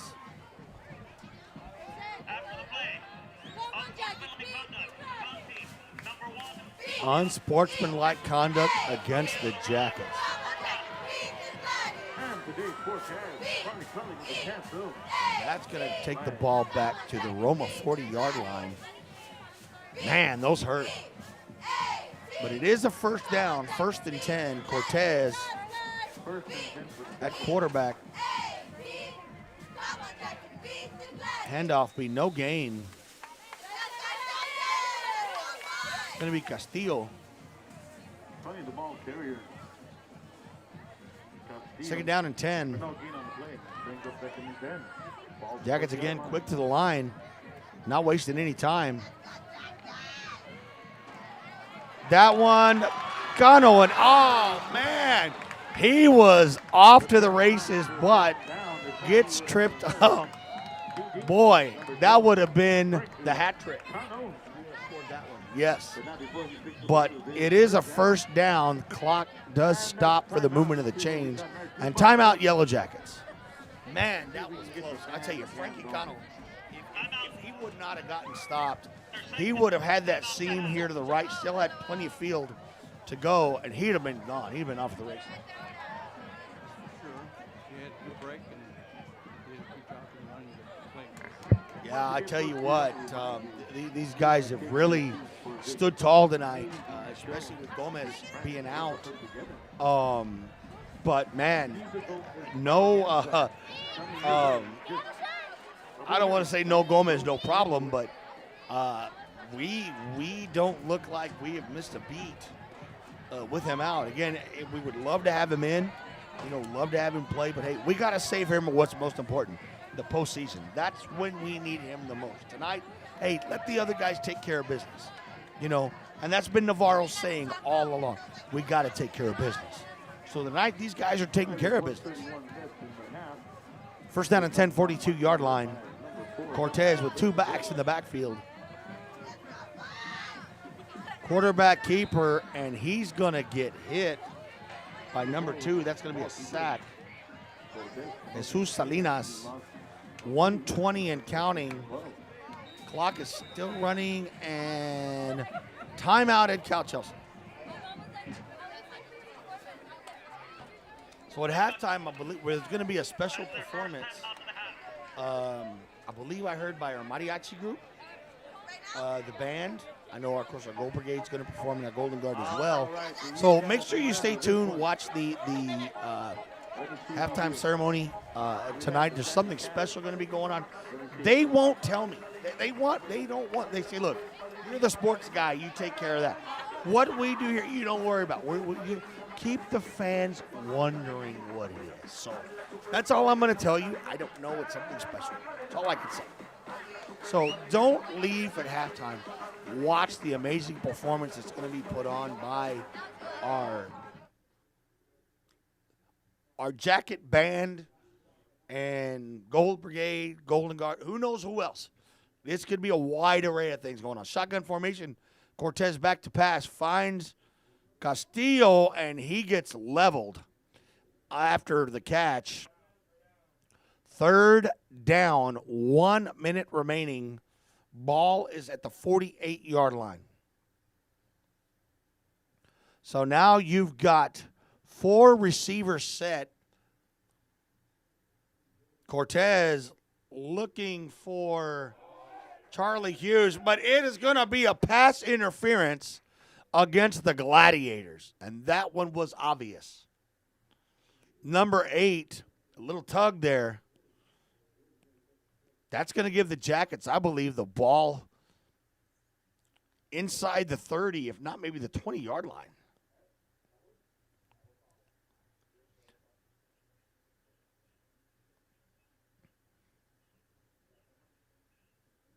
So, no, they're going to say automatic first down. Ball is at the 37-yard line. Again, shotgun formation. You have 4 wide receivers set. Cortez in trouble, and he's going to get sacked. 35 seconds. Number 80 on the stop. Valdemar Trevino. Tell you what, Roma's got some size on defense.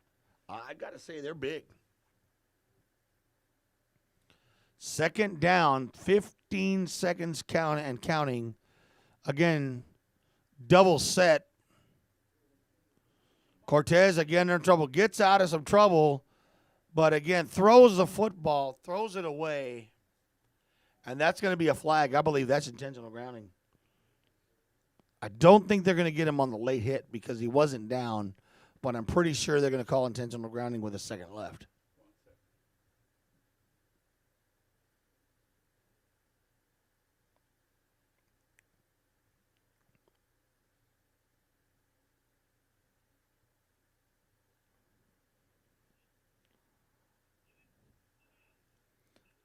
So illegal block below the waist is what they're calling. So 15 yards. And if I the Jackets, take a knee. Yeah, the second left. Take a knee and go into the half. You got a 3-touchdown lead. Don't do anything foolish right now.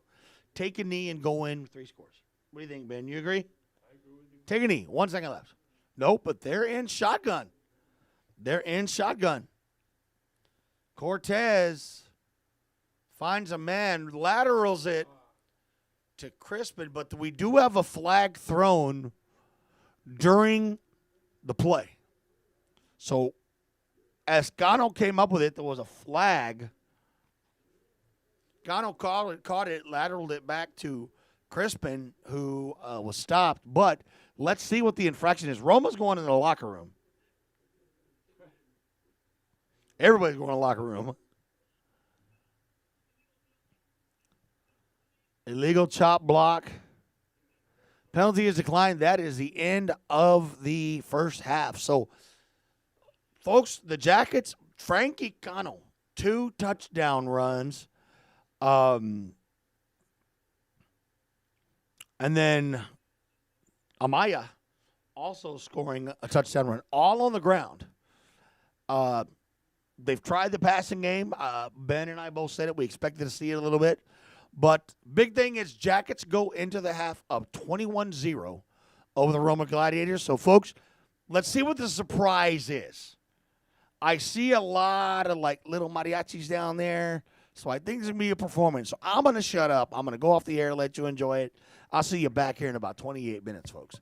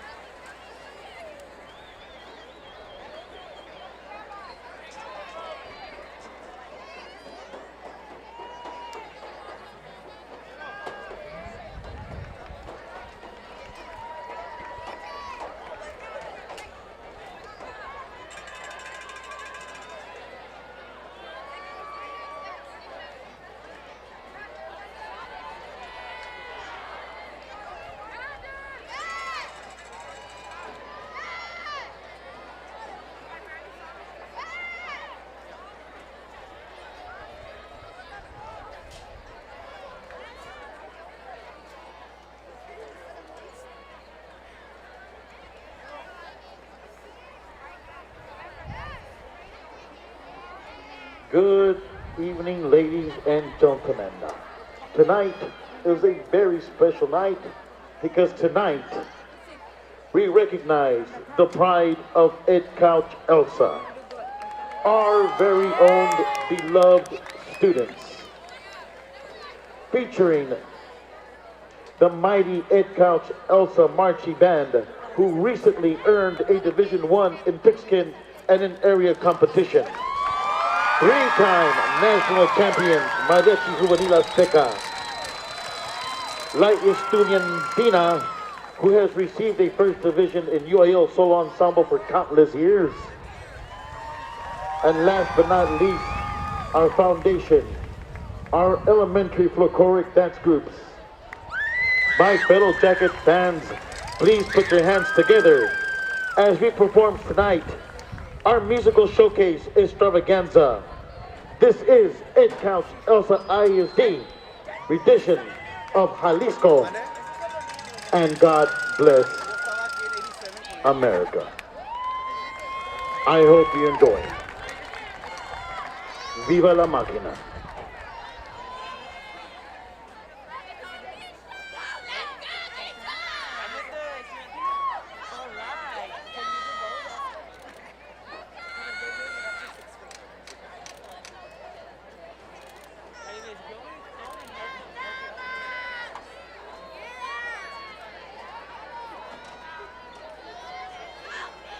You might want to get your camera phones ready, folks. Remember the eight. Remember the eight. Not for this one, but for the front. Not for this one.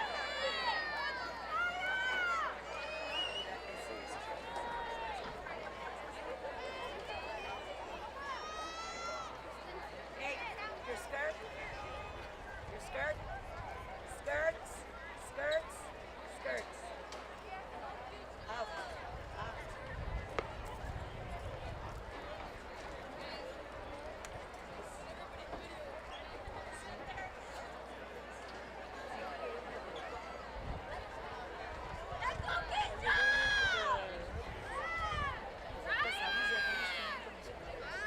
Extend your skirts. Remember, you're gonna go high. High.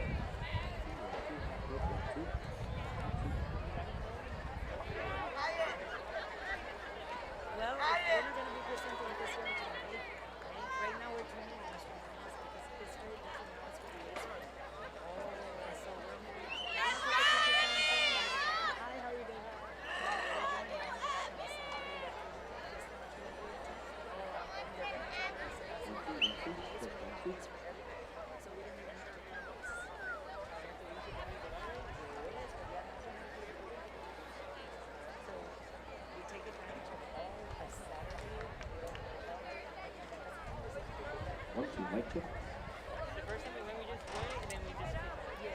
Nice and straight. Leave the poquito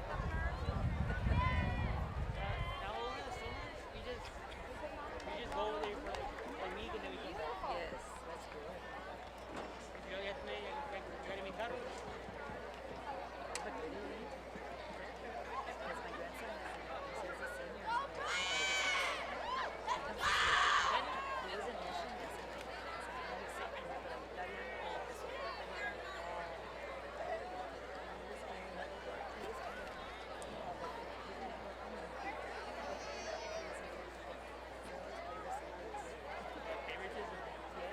That's why I got him at 2. Because they tried to... varsity is starting. They're all to be starting that season. But then they told me that they don't want to move down to JV. But still, you can... We're making sure that everything... All right, we're about ready to start. We're just making sure all the mics are working correctly. Since this is an extravaganza performance, takes a lot of work, a lot of teamwork. So here we go. We're about ready to start the show. So, I mean, this is just a heck of a performance that we're about to take a look at. The pride of Edcouch-Elsa is our kids and shining stars, and they take up. We have a lot of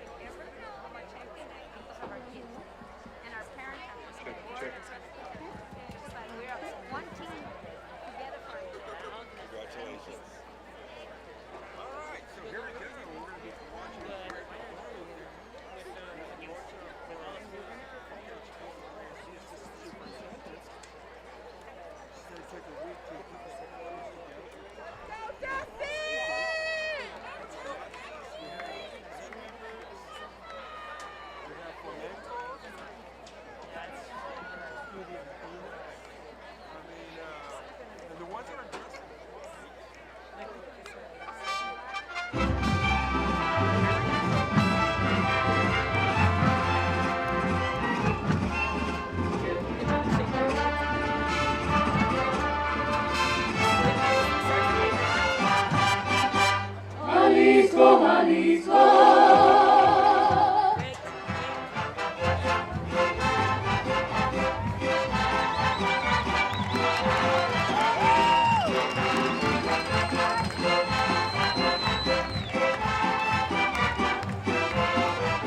at a time. One at a time. Bring it down. Hey, swing it. Swing it. Swing it. Swing it. Swing it. Swing it. Bonita, la perla más rara de todo Jalisco es igual a la cara. Y me gusta el mariachi cantar con el alma sus lindas canciones.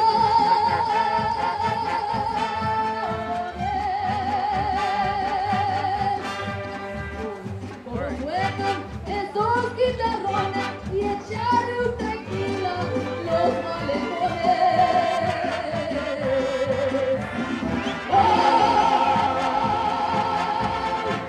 Jalisco no queda ver, me sale del alma, gritar con dolor, al grito del pecho, echar ese grito, que el himno es Jalisco, palabra de honor.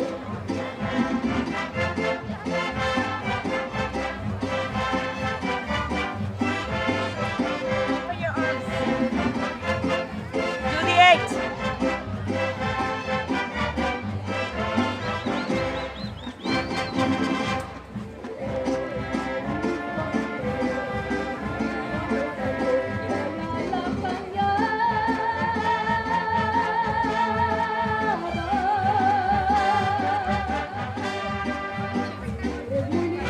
Rechulas de cara, así con las hembras de Guadalajara.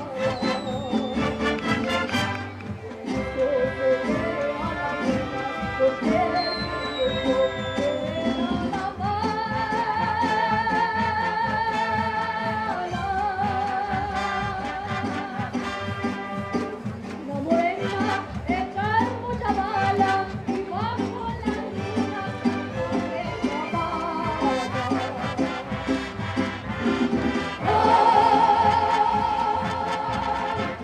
Jalisco no quiera me sale del alma,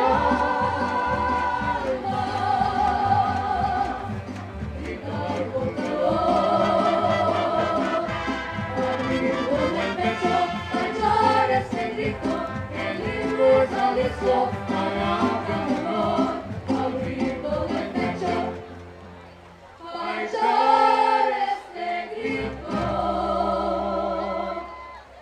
el himno es Jalisco, palabra de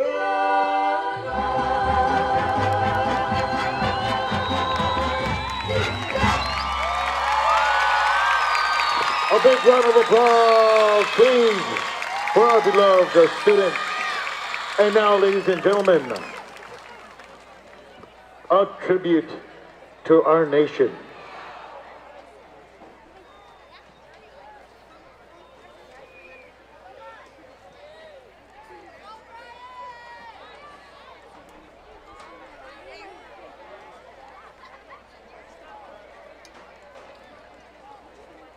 Edcouch-Elsa YellowJackets rendition of God Bless America.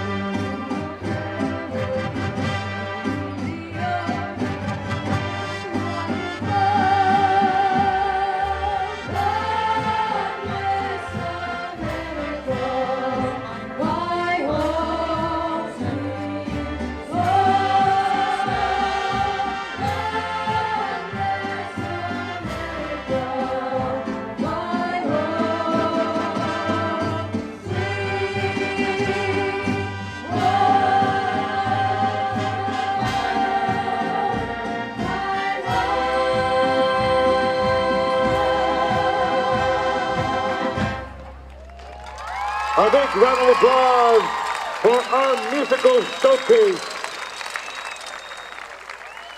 And there you have it, folks. Our 2021-2022 musical extravaganza. There's one person I want to recognize tonight. This individual has been with the district for so many years and has such a love for our students. I want a big round of applause for Miss Frances Rocha. We love you. If anybody can move mountains, it's Miss Rocha. We love you, Frances. Sister, we love you. Que viva la máquina y que viva Frances Rocha. Thank you very much, folks, for your attention. And thank you very much, student body, the community, Edcouch-Elsa, love you and support you.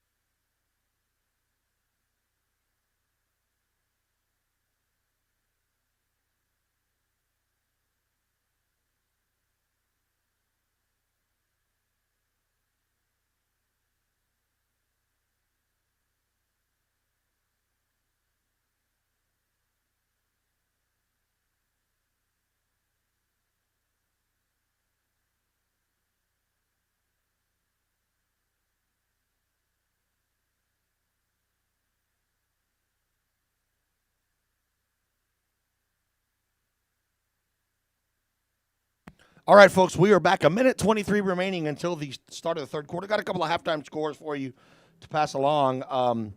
Los Fresnos 10, Hanna 7, Westoso 21, Port Isabel 20, Harlingen South 21, Weslaco 7, Taft 13, Monte Alto 0. I know my mom listening in. She works at Monte Alto. So giving you a little plug there, Mama. Harlingen, she's probably going to kill me, but that's all right. Harlingen High 44, Donna North 7, Mac High 35, Lopez 0, La Villa 20, Rivera Coffer 0, La Jolla 14, Waters Lincoln 0, Sharyland High 28, Valley View 0, and La Feria 21, Hidalgo 14. So those are a couple of your halftime scores. Here, 21-0, the big yellow machine has been absolutely erupting. Of course, the big news, Gomez did not play. He suffered an injury in the last game and was unsure if he was going to play or not. He is in uniform, but they haven't needed him. Frankie Connell has absolutely stepped up, scored 2 big touchdowns on 2 big touchdown runs. Alvaro Amaya has stepped up. Jonathan Castillo, J.D. Paral, Ever Crispin, Brandon Cortez, you name it. I mean, Ben and I were talking before the game, and I said the scary thing about us, and as well as Tootie, he was up here too, is we have so many weapons. And when you run a slot T offense, when you have 2 quarterbacks that can either play running back, receiver, quarterback, you name it, that's scary enough. But then you have Frankie, J.D., Crispin that can pretty much do anything if you ask him. And you got Gomez, who's an absolute bruiser and can catch the ball also out of the backfield. And you add in Charlie Hughes, and you add in some of these younger guys. Guys, we got weapons. And in the slot T, a lot of times, I know I've covered it. I covered Tony V many years running it. He had Meshach and maybe another running back. Here, Ben, we've got 6 or 7. Have you ever heard of a team having that many weapons to run a slot T? No, I haven't. The last time I saw it was in 1995 with LS Coyotes, and it was brilliant. It's good. Yeah, the slot is nasty. And they call it the nasty slot for a reason, because it is nasty. Now, on the other side of the ball, defensively, this Jackets team has been, they played lights out. Turnover, fumble recovery, interception. Nico Herrera, 2 big sacks. These guys have pulverized Roma. Roma's had, they had 1 good drive. Penalties have hurt us really on offense.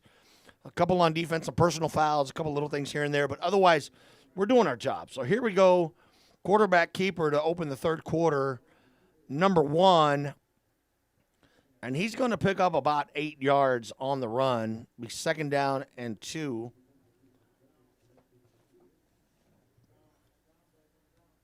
So, again, the big story tonight, besides Gomez, a win, and we're in. And I'm going to tell you, people who wrote us off when we were 1-5, that was not smart. So we have an injury on the field. It looks like number 15. That's Joseph Garcia. Oh, he's running off. He's okay. But, yeah, a lot of people wrote us off at 1-5 and said, you know what, it's just not going to be the year for the Jackets. They're not going to be able to get in. But Coach Navarro all year said, we're going to be a playoff team. We're going to get into the playoffs, and we're going to be dangerous. At the end of the year, we're going to be peaking. It's like he looked in a crystal ball and just knew something was coming. And sure enough, we're playing our best football right now.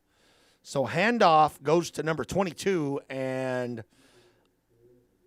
really is not able to push the pile. He tries to gain a yard. May have got it with forward progress, but it's going to be shy of a first down. They're going to give him a yard. 3rd and 1.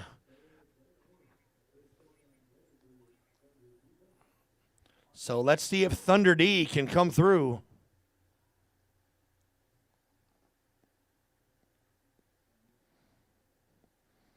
So you've got 1 receiver split out to the right, 1 to the left. Jackets were bringing the heat. You could see they were coming in on the blitz, but I believe Roma did enough to get a first down, but somebody is hurt, and he's hurt bad. Yeah, he's down. We're going to take a timeout, folks. We'll be back with you shortly.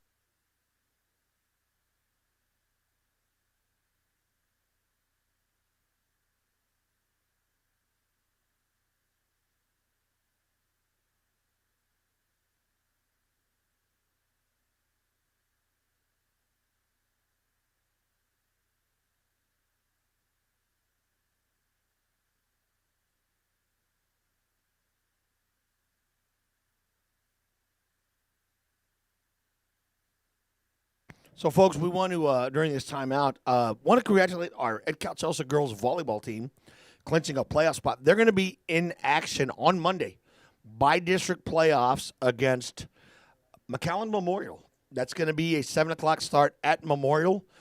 We hope to see all of you out there. Blackout night. It's going to be blackout night, so if you show up, let's black out that McAllen Memorial gym. So, looks like the injury was on number 61, George Torres. They're having to help him off. He's able to put pressure on he's able to walk. But I don't know if maybe he got the wind knocked out of him or what it was. But it was enough for a first down. 63 was the player? So that's David Villarreal. Number 7, Alan Perez, 2-yard gain up the middle.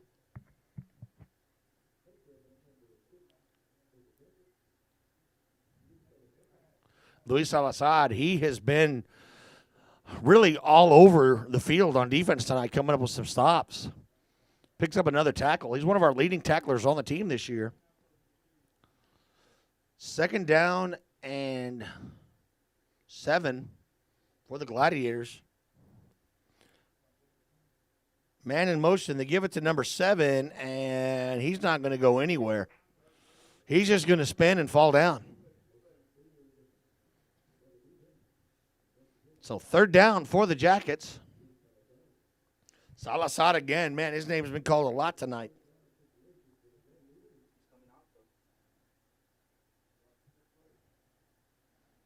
Yeah, he's not hurt. I think they put someone else in for him. So here we go. Morales calling signals. Flag on the field. It's a stop and play. That's gonna be against the offense. Be a false start.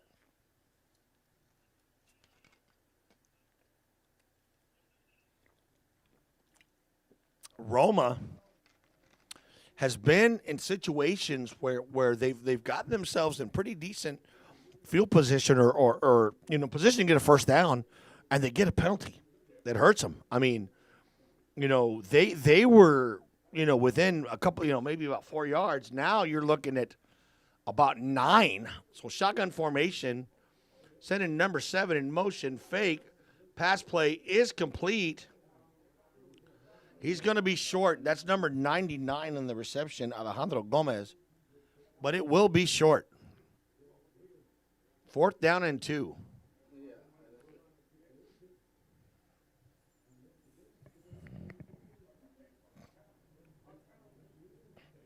So Crispin and Rodriguez back to punt. I don't think we're going to see a fake here. I think they're going to punt it.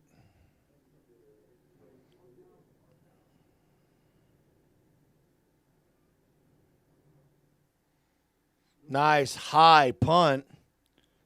Crispin going to let it bounce. And Roma going to pick it up at the 15. Man, I got to say, number 9, Jonathan Duarte, he's got some good punts off. And Roma has a good soccer program. And every kicker, majority of them are soccer players. And I'm going to tell you, every head coach is at every soccer practice looking for that kicker. So this guy's pretty solid. I got to say, he's had some good punts tonight. So Edcouch-Elsa football first. This will be their first possession of the second half. 8:09 on the clock, 21-0, all Jackets. I formation, 1st and 10, handoff. They're saying it was a fumble on the play, but I believe he was down.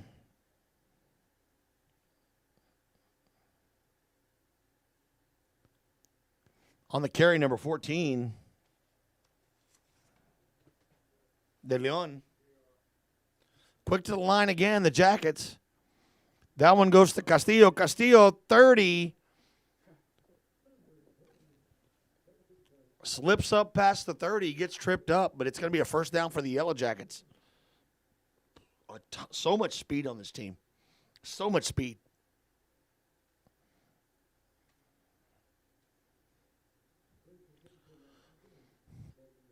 Ball at the 29-yard line, 7:21 and counting. And now Hughes and Paral over here to the right.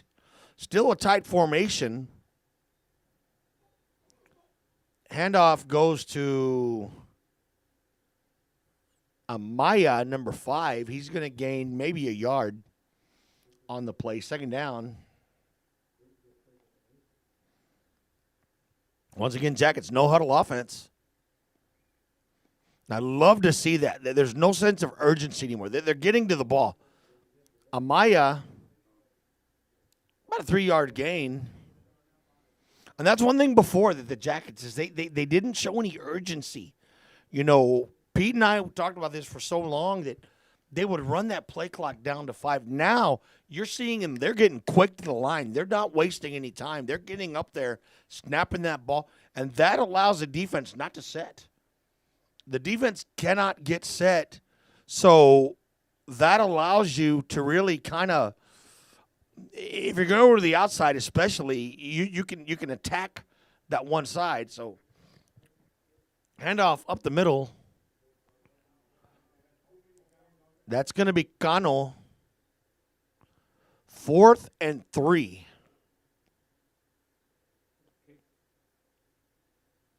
Yeah, be smart. Punt it. Don't, punt it away. You have a good lead. Your defense has played tremendous. So don't do anything foolish.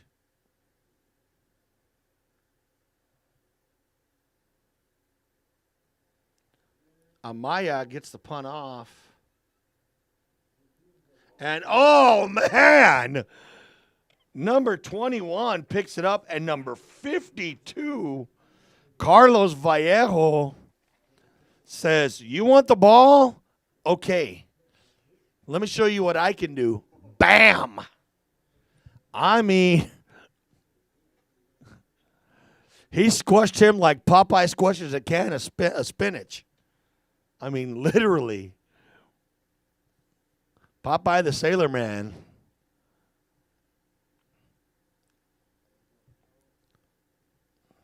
So Roma ball, first down.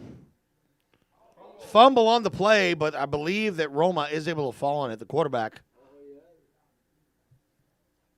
They've had some trouble on the snaps tonight, a couple times.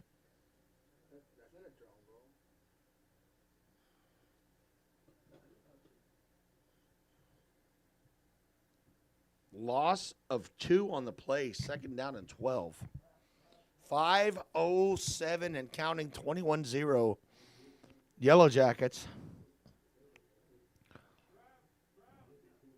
Trap play, good run by Roma. And again, that's that slot T. You just don't know who's going to get the ball. You know, we're looking at the quarterback thing. He's going to roll out, and all of a sudden, boom, number 22 runs it up and now puts it in Jacket territory. Ball is now at the Jackets' 43-yard line, and they pick up a first down. That's the thing that, oh, man, it just nasty. It's nasty. That one goes to number 7.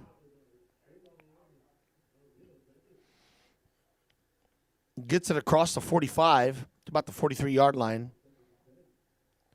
Second down and 10.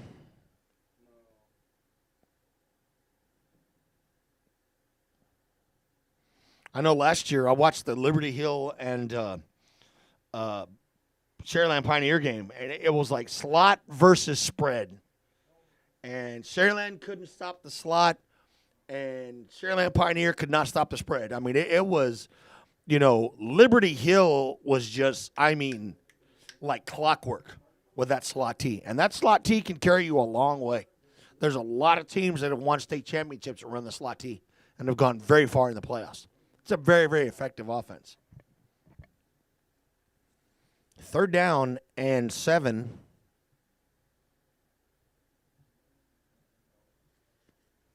This has been a fast quarter. 3:35 and counting in the 3rd.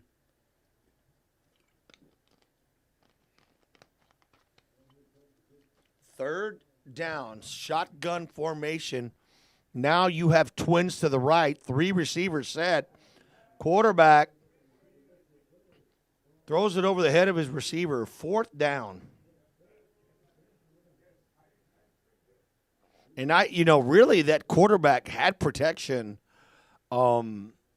He just overthrew his man. And really his offensive line did a little bit better because he was literally running for his life. Most of the game, our defense was in his face.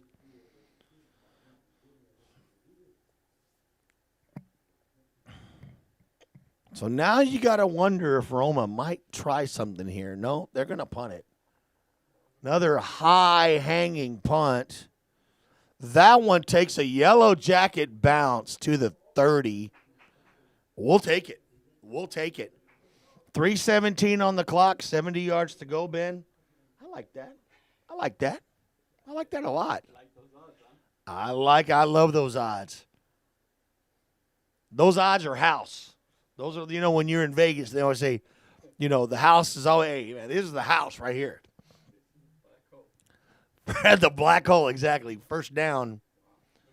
Handoff goes to Paral. Paral going to pick up 5 on the misdirection. And see, there you go. I mean, you look at Cortez handing that ball off, and who's going to get it? Who's going to get it? That one goes to Amaya. Amaya spins his way past the 40 up to the 43. That's going to be a 1st down, gain of 8.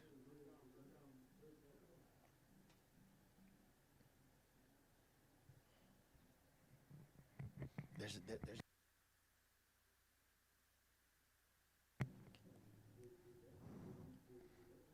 43-yard line, 2:40 and counting, Yellow Jackets.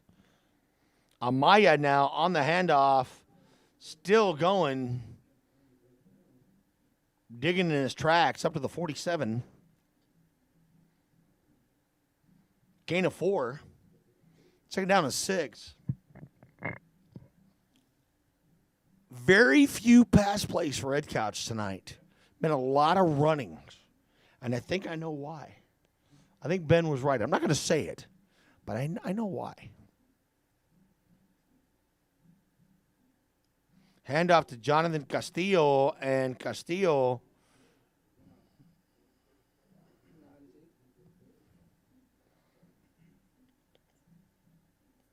not a loss. I'm going to,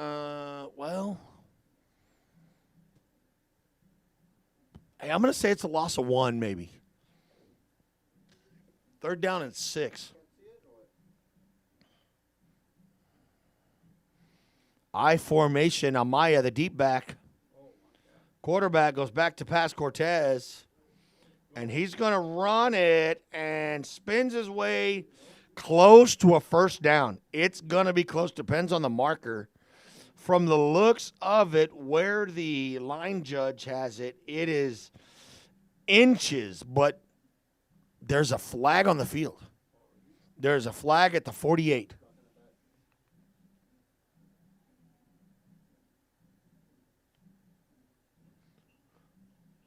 Unsportsmanlike conduct against the Jackets.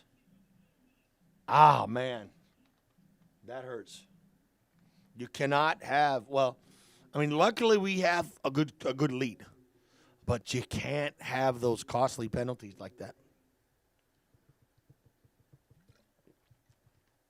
There's going to come a time you're going to need those runs, and especially in the playoffs, and a penalty like that can hurt a very good sustained drive that you got going. Kind of forces you out of your realm of what you do. So 3rd down and long for Edcouch. Cortez rolls out, looks deep. Ever Crispin incomplete. Wait, was it Crispin? Yeah.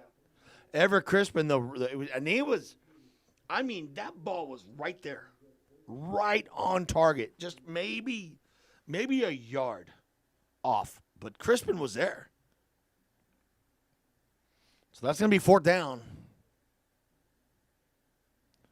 Brandon, though, beautiful pass. I got to give him credit. That was a nice pass. Just a little too much mustard.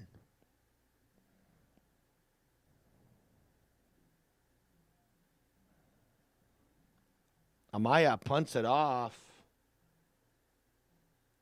And the Jackets pick it up. Frankie Connell.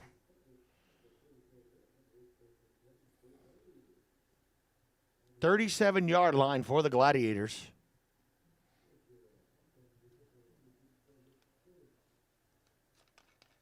Really,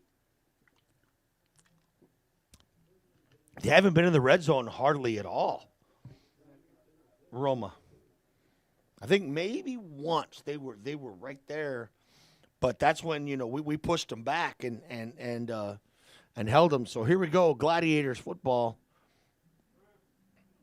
Trap play, right up the middle, number 22, Lozano. Gain of 8. And you've got to literally keep your eye dead on to the quarterback and see who we get, because you've got guys going all over the place. Especially when you send a man in motion, because it could be a jet sweep, it could be misdirection, it could be a handoff, it could be a fake. Like right there. Gives it to number 7. It's going to be a 1st down. The only way you can stop the slot, you have to tackle everybody. You need to exactly. You got to tackle everybody. You don't know. You can't key on one man. And on some offenses, you know who the main weapon is. In a slot offense, when you're game planning, you have no clue. So, quarterback keeper, number 1, and whoa, who laid that lick? Alexis Rodriguez. Into the 3rd quarter. Hold up them 4s, baby. Hold them up. 1 quarter to go. And we are playoff bound.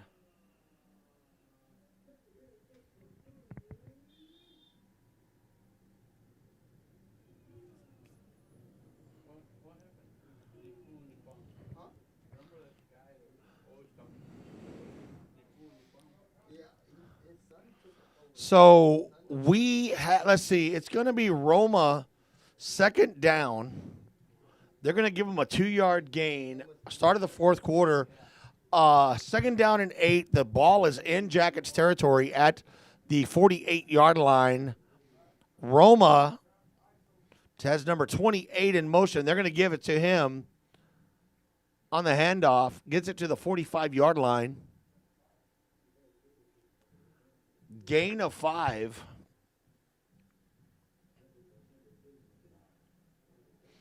Or actually going to be 3rd and 5. Gain of 3. 1 more quarter of play of play to go, folks, and that's it.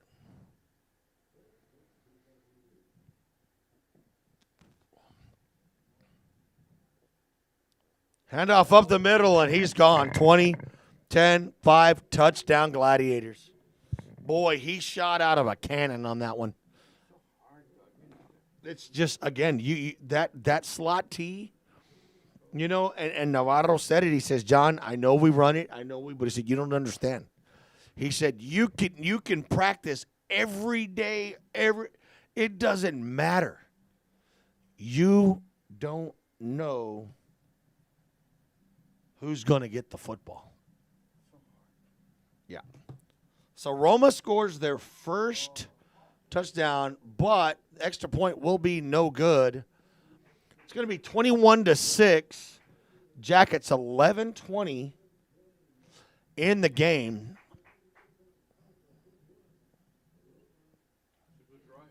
That was a good drive. That was a good drive. That was a big touchdown run. Let's hope that it does not lead to them taking the momentum away from us. It's still Jackets ball game, but there's a lot of time left. And I've covered plenty of football games that 11-20 is an eternity in a game.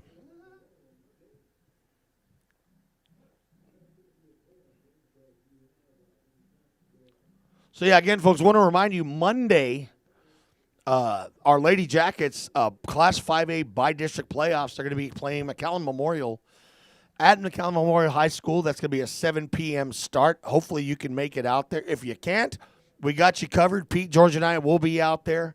I believe I need to ask George if we got permission to stream. I know that McAllen ISD, we had to get permission due to the UIL, but I will get confirmation. I'll have Pete try to ask George if we got confirmation on that. But if we did, then we will be out there to stream it.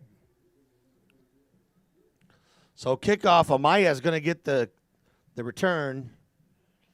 And Amaya gets up to the 30.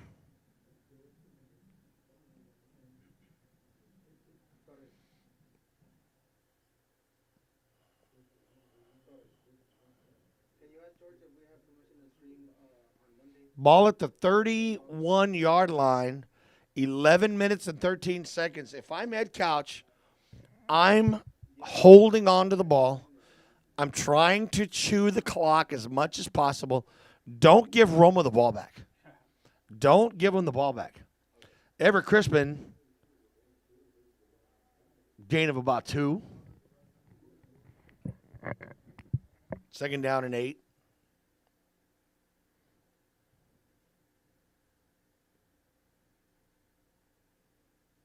Once again, Jackets quick to the line. That one goes to Amaya. Amaya tried to push the pile, but he kind of hit a wall. Picks up a decent gain. 3rd down and 4. 10:41 and counting on the clock in the final quarter of play. 21-6, your Yellow Jackets lead the Roma Gladiators. Frankie Connell now entering the game. Yeah, you got to get this first down. This is very, very important right now. Connell in motion. Toss play to Connell. Connell's still going, and he's going to get a first down and more. Yeah, Connell's had a big game. 2 touchdown runs tonight for him. Stepping up in a big way for Gomez. That's the beauty of this team is even though Gomez is our big threat, you got guys like Connell, Castillo, Paral. I mean, I could go down the list of who can take over. Amaya, Cortez. I can keep rolling. Handoff to Alvaro Amaya. Face mask. Yep. We saw them pull that one. That's going to be personal foul against Roma. That's going to give Edcouch excellent field position. If it's 15 yards from the spot, that's going to be to the 25-yard line.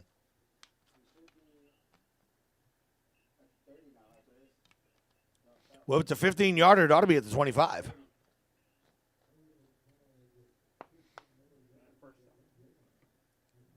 So 30, Pete was right, 30-yard line. So here we go, Jackets. First down, they send Paral in motion. Handoff to Amaya. Amaya up the middle. Done a good job filling in today at running back. And that's the thing, Amaya can do a little bit of everything. Amaya's had 6 touchdown passes in the last 2 games. Comes in here tonight and plays running back. So shoot, I mean, who's going to be your QB?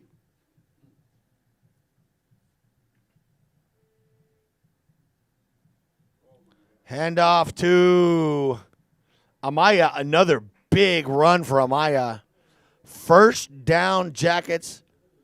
Ball at the 10-yard line. They're trucking, folks. Jackets are trucking. No huddle offense. Here we go.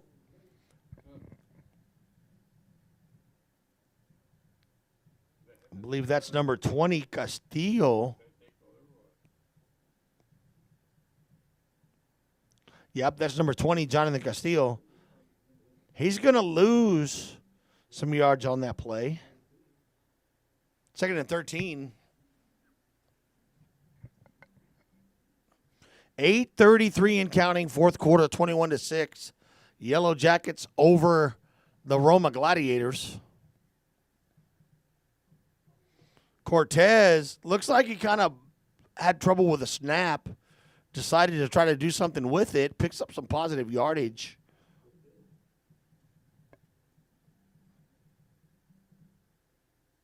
Third down and 11. Handoff still going up to the 5. Alvaro Amaya, 4th down, and we're going to conservatively say 3. No,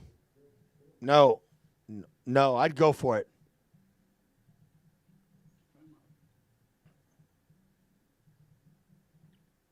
Watch this, Ben. Ram it down their throat. You ready? That's been Mike's credo. I'm going to stay with it. Boom, boom, boom. Oh, touchdown. What did I tell you? Ram it down their throats. Hey, trademark John Cannon. Alvaro Amaya, touchdown. 26-6. The Yellow Machine. Told you. I knew it. 4th down. He's a gambling man.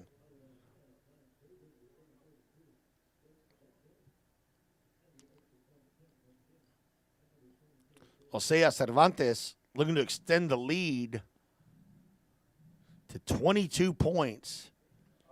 That's offsides. Kick is good. 28-6. Yellow Jackets up 22. That's going to pretty much, I think that was the nail in the coffin right there.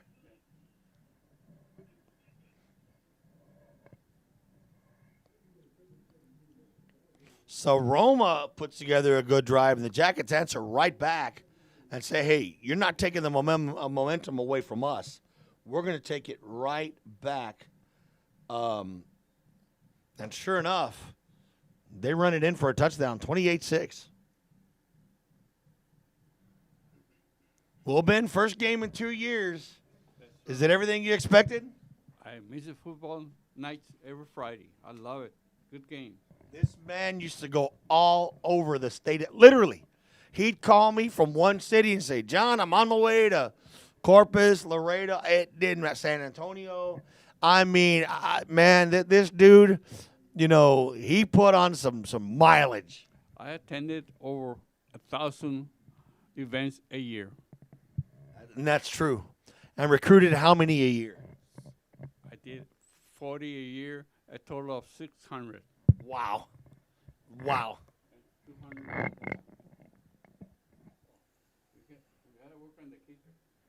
Well, one thing, Ben, you haven't noticed, we've done pooch kicks. And we've actually recovered pooch kicks. We've recovered about 3 this year, pooch kicks. So, no, we have a good kicker. He can kick, but yeah, we're working on some things. So, yeah. Well, we talked about, yes, we're not going to say much here today. But we're going to keep it very calm. 7:32 on the clock. You've got 28-6 is your new score, Yellow Jackets. Roma at the 27-yard line. Quarterback under center handoff. And nothing. That D-line right there just says you're not going to go anywhere. Number 66 and 86. Godinez and actually Altamirano on the stop. 2nd down for the Gladiators.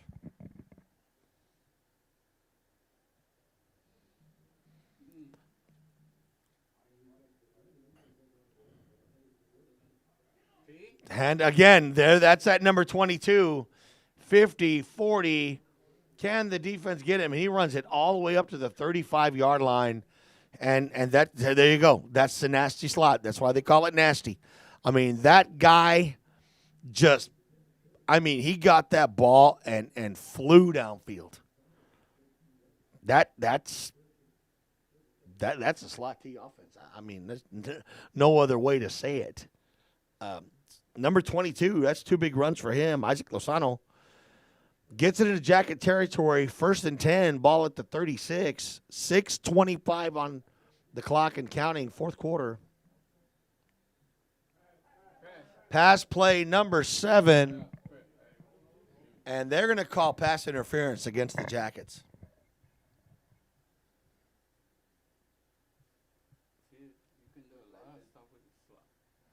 You can do a lot with a slot, exactly. The only thing that helps Edcouch is that we have too many weapons, a lot of weapons.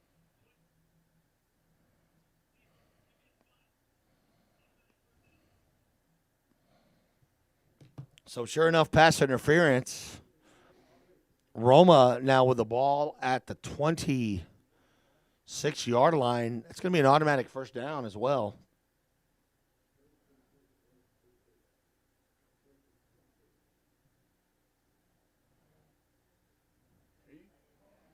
See, there it is again. I mean, it looks like it's going to go to number 7, and number 22 gets the ball.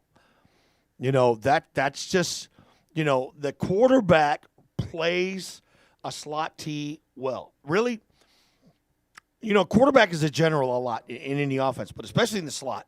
Because if you don't have a quarterback that can run the right slot T, it's an absolute mess. Because he's got to basically be a magician. He's a magician with a football. And he hides the ball, exactly. You know, it's almost like playing hide and go seek. Handoff again. Number 22, Lozano. Show some life here for the Gladiators. First down. 5:23 and counting in the 4th.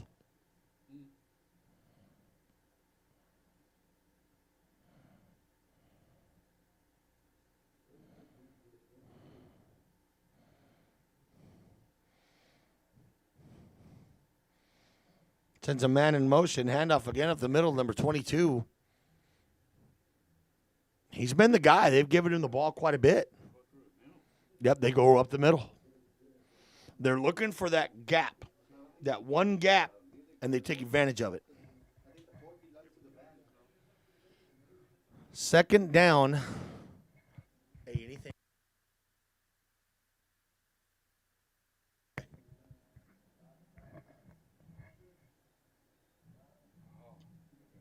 Once again, handoff up the middle. 3rd down for Roma. 4:24 on the clock.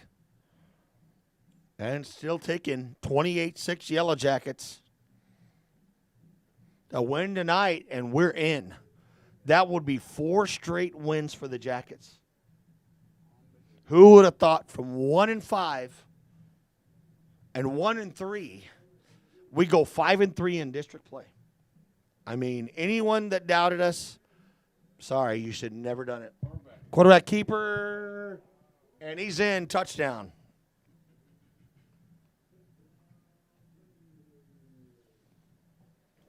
So, Ben, let me ask you, okay, 28-12, okay, two scores down, 3:53 remaining.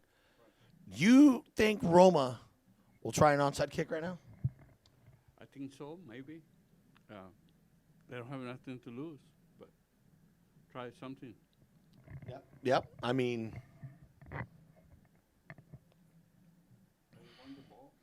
yeah. They want the ball.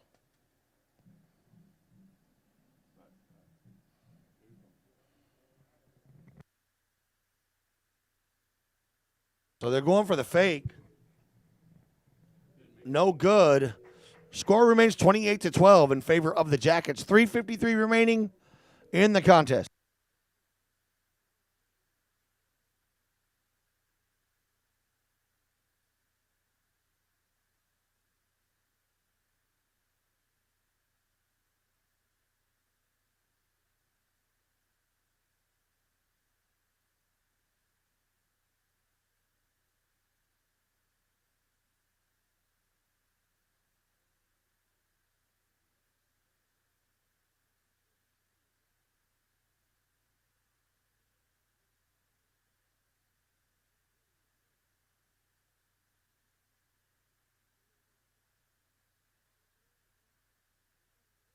All right, folks. So 28-12 is your score.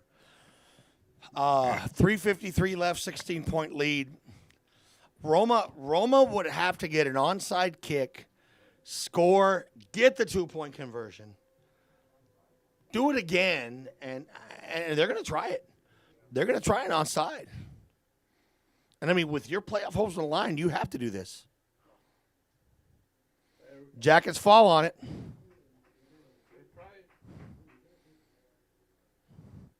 So, the Yellow Jackets ball with 3:53 on the clock.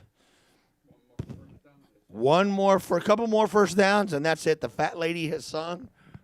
All I can say is 3 words. We're playoff bound. Not yet. We're going to wait until that clock reads all zeros. Then we'll say it. I don't want to jinx it. I still ram it down their throat, still haunts me to this day. Everett Crispin on the handoff, and nice gain of about 7. Gets it into Gladiator territory. Good thing about it, tick, tick, tick, tick, tick, tick, tick, tick. That clock just keeps a running.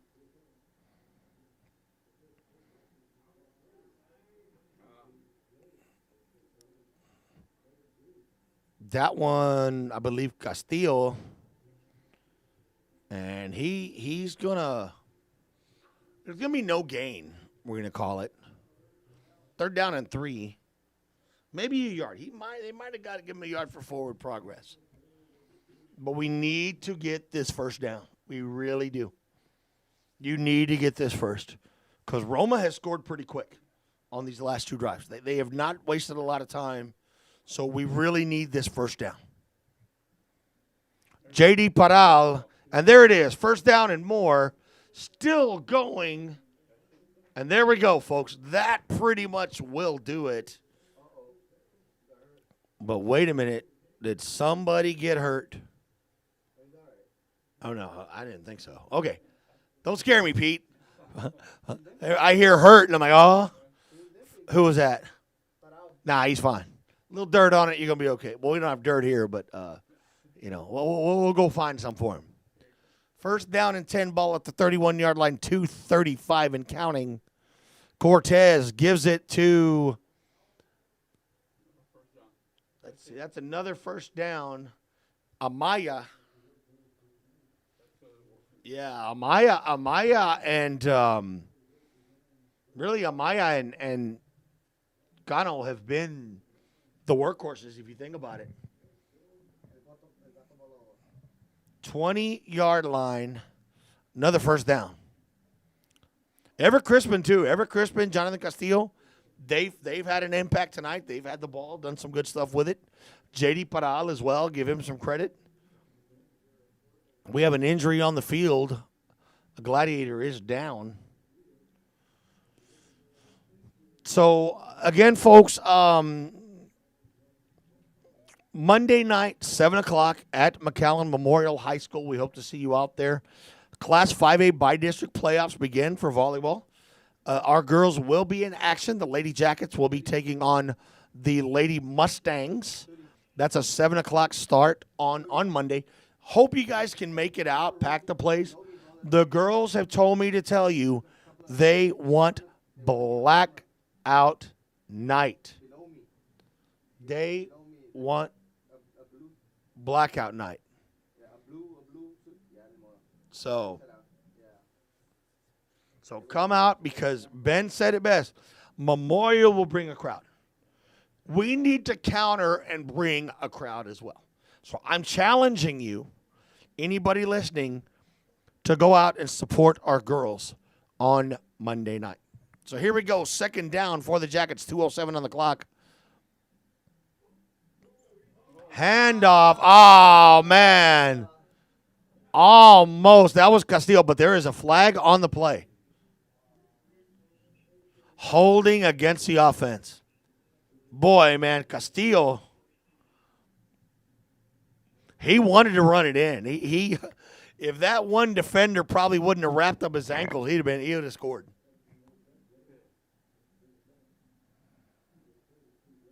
So now that moves it back to the 32, and that's another penalty. It's not going to hurt you here, but it can hurt you in the postseason. We've got to clean those up. We've got to work on those. It was our Achilles heel early on. We fixed it. We cleaned it up, but you can't do that. You got to play your best football from here on out. Handoff goes to Amaya. Minute 35 left, 28-12. Clock has stopped. Nope, there we go. 1:33 now it's running. Ball at the 25. Third down and long for the Jackets. They need about 14 yards to get a first. Really about 15 yards to get a first. But here you don't need any urgency. Here, take your time. Now, I formation. Toss play goes to Amaya. Amaya, pass play complete to Paral. And how about that? First down, Yellow Jackets. Hey, that's why he's a QB.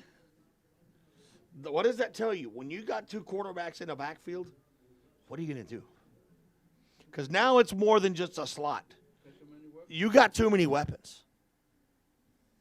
So first and goal for the Jackets. Can they put another one on the board? Alvaro Amaya spins his way to about the 1. And Connell now coming in. And they're getting him in quickly. They got something up their sleeve. They want to score. They want to give these fans something to definitely cheer for. And does he push it in? It is going to be just short. That's Amaya again. 14, 13, 12, 11, 10. Yep, and they're going to get it. 5, 4. And Brandon Cortez pushes it in. Touchdown, Yellow Jackets. With no time left, Brandon Cortez punches it in. Well, wanted another score? We got another one. 34-12. Edcouch-Elsa. Ladies and gentlemen, we're going to the playoffs. We are in. I was going to call it 35-12. Yeah, Ben is confirming that he was going to call 35-12. So extra point is no good. But folks, that's the game. Folks, we're going to the playoffs. What a turnaround for this football team. Again, we were 1-5. We went through this gauntlet of a schedule. Brutal in the beginning. And everybody wrote us off. Everybody said we were done. There's no more. We're not. This will be the year the Jackets don't make it. Well, I'll tell you what. What do? They fire off 4 straight wins. The offense averaging, really the last 4 games, about 500 yards a game, if not more. Gomez, number 1 in the state in rushing coming into this game. And our defense has shut out pretty much every opponent. They gave up 12 tonight, but our defense has played amazing. Offensive lines played well. We are a very dangerous team going into the postseason. So for all you seniors out there, I know you're going to listen in later, guys. I just want to tell you it's been great. The ride is not over yet. I know this is your last home game. Enjoy it. Relish it. Enjoy every minute of it with your teammates, with your friends, with your family. But you know what? Don't celebrate too much because we got more business to attend to. And that business is the postseason. So, Ben, before we get off, what do you think? Navarro's game plan and now the Jackets did tonight. They're working very good. He knows how to prepare him for the playoffs. And I think that he will go pretty deep. Yep. So, folks, that's going to do it for me. That's going to do it for all the guys. For Pete on the camera, for Tony, and for Duty. For all the guys down on the bottom, Joe Torres, or George Flores, Juan de Seche, everybody, and myself, John Cannon. Folks, have a wonderful night. Enjoy your weekend. 3 words. I'm going to say them loud and proud. To everybody that's expecting us and waiting for us, fear the sting.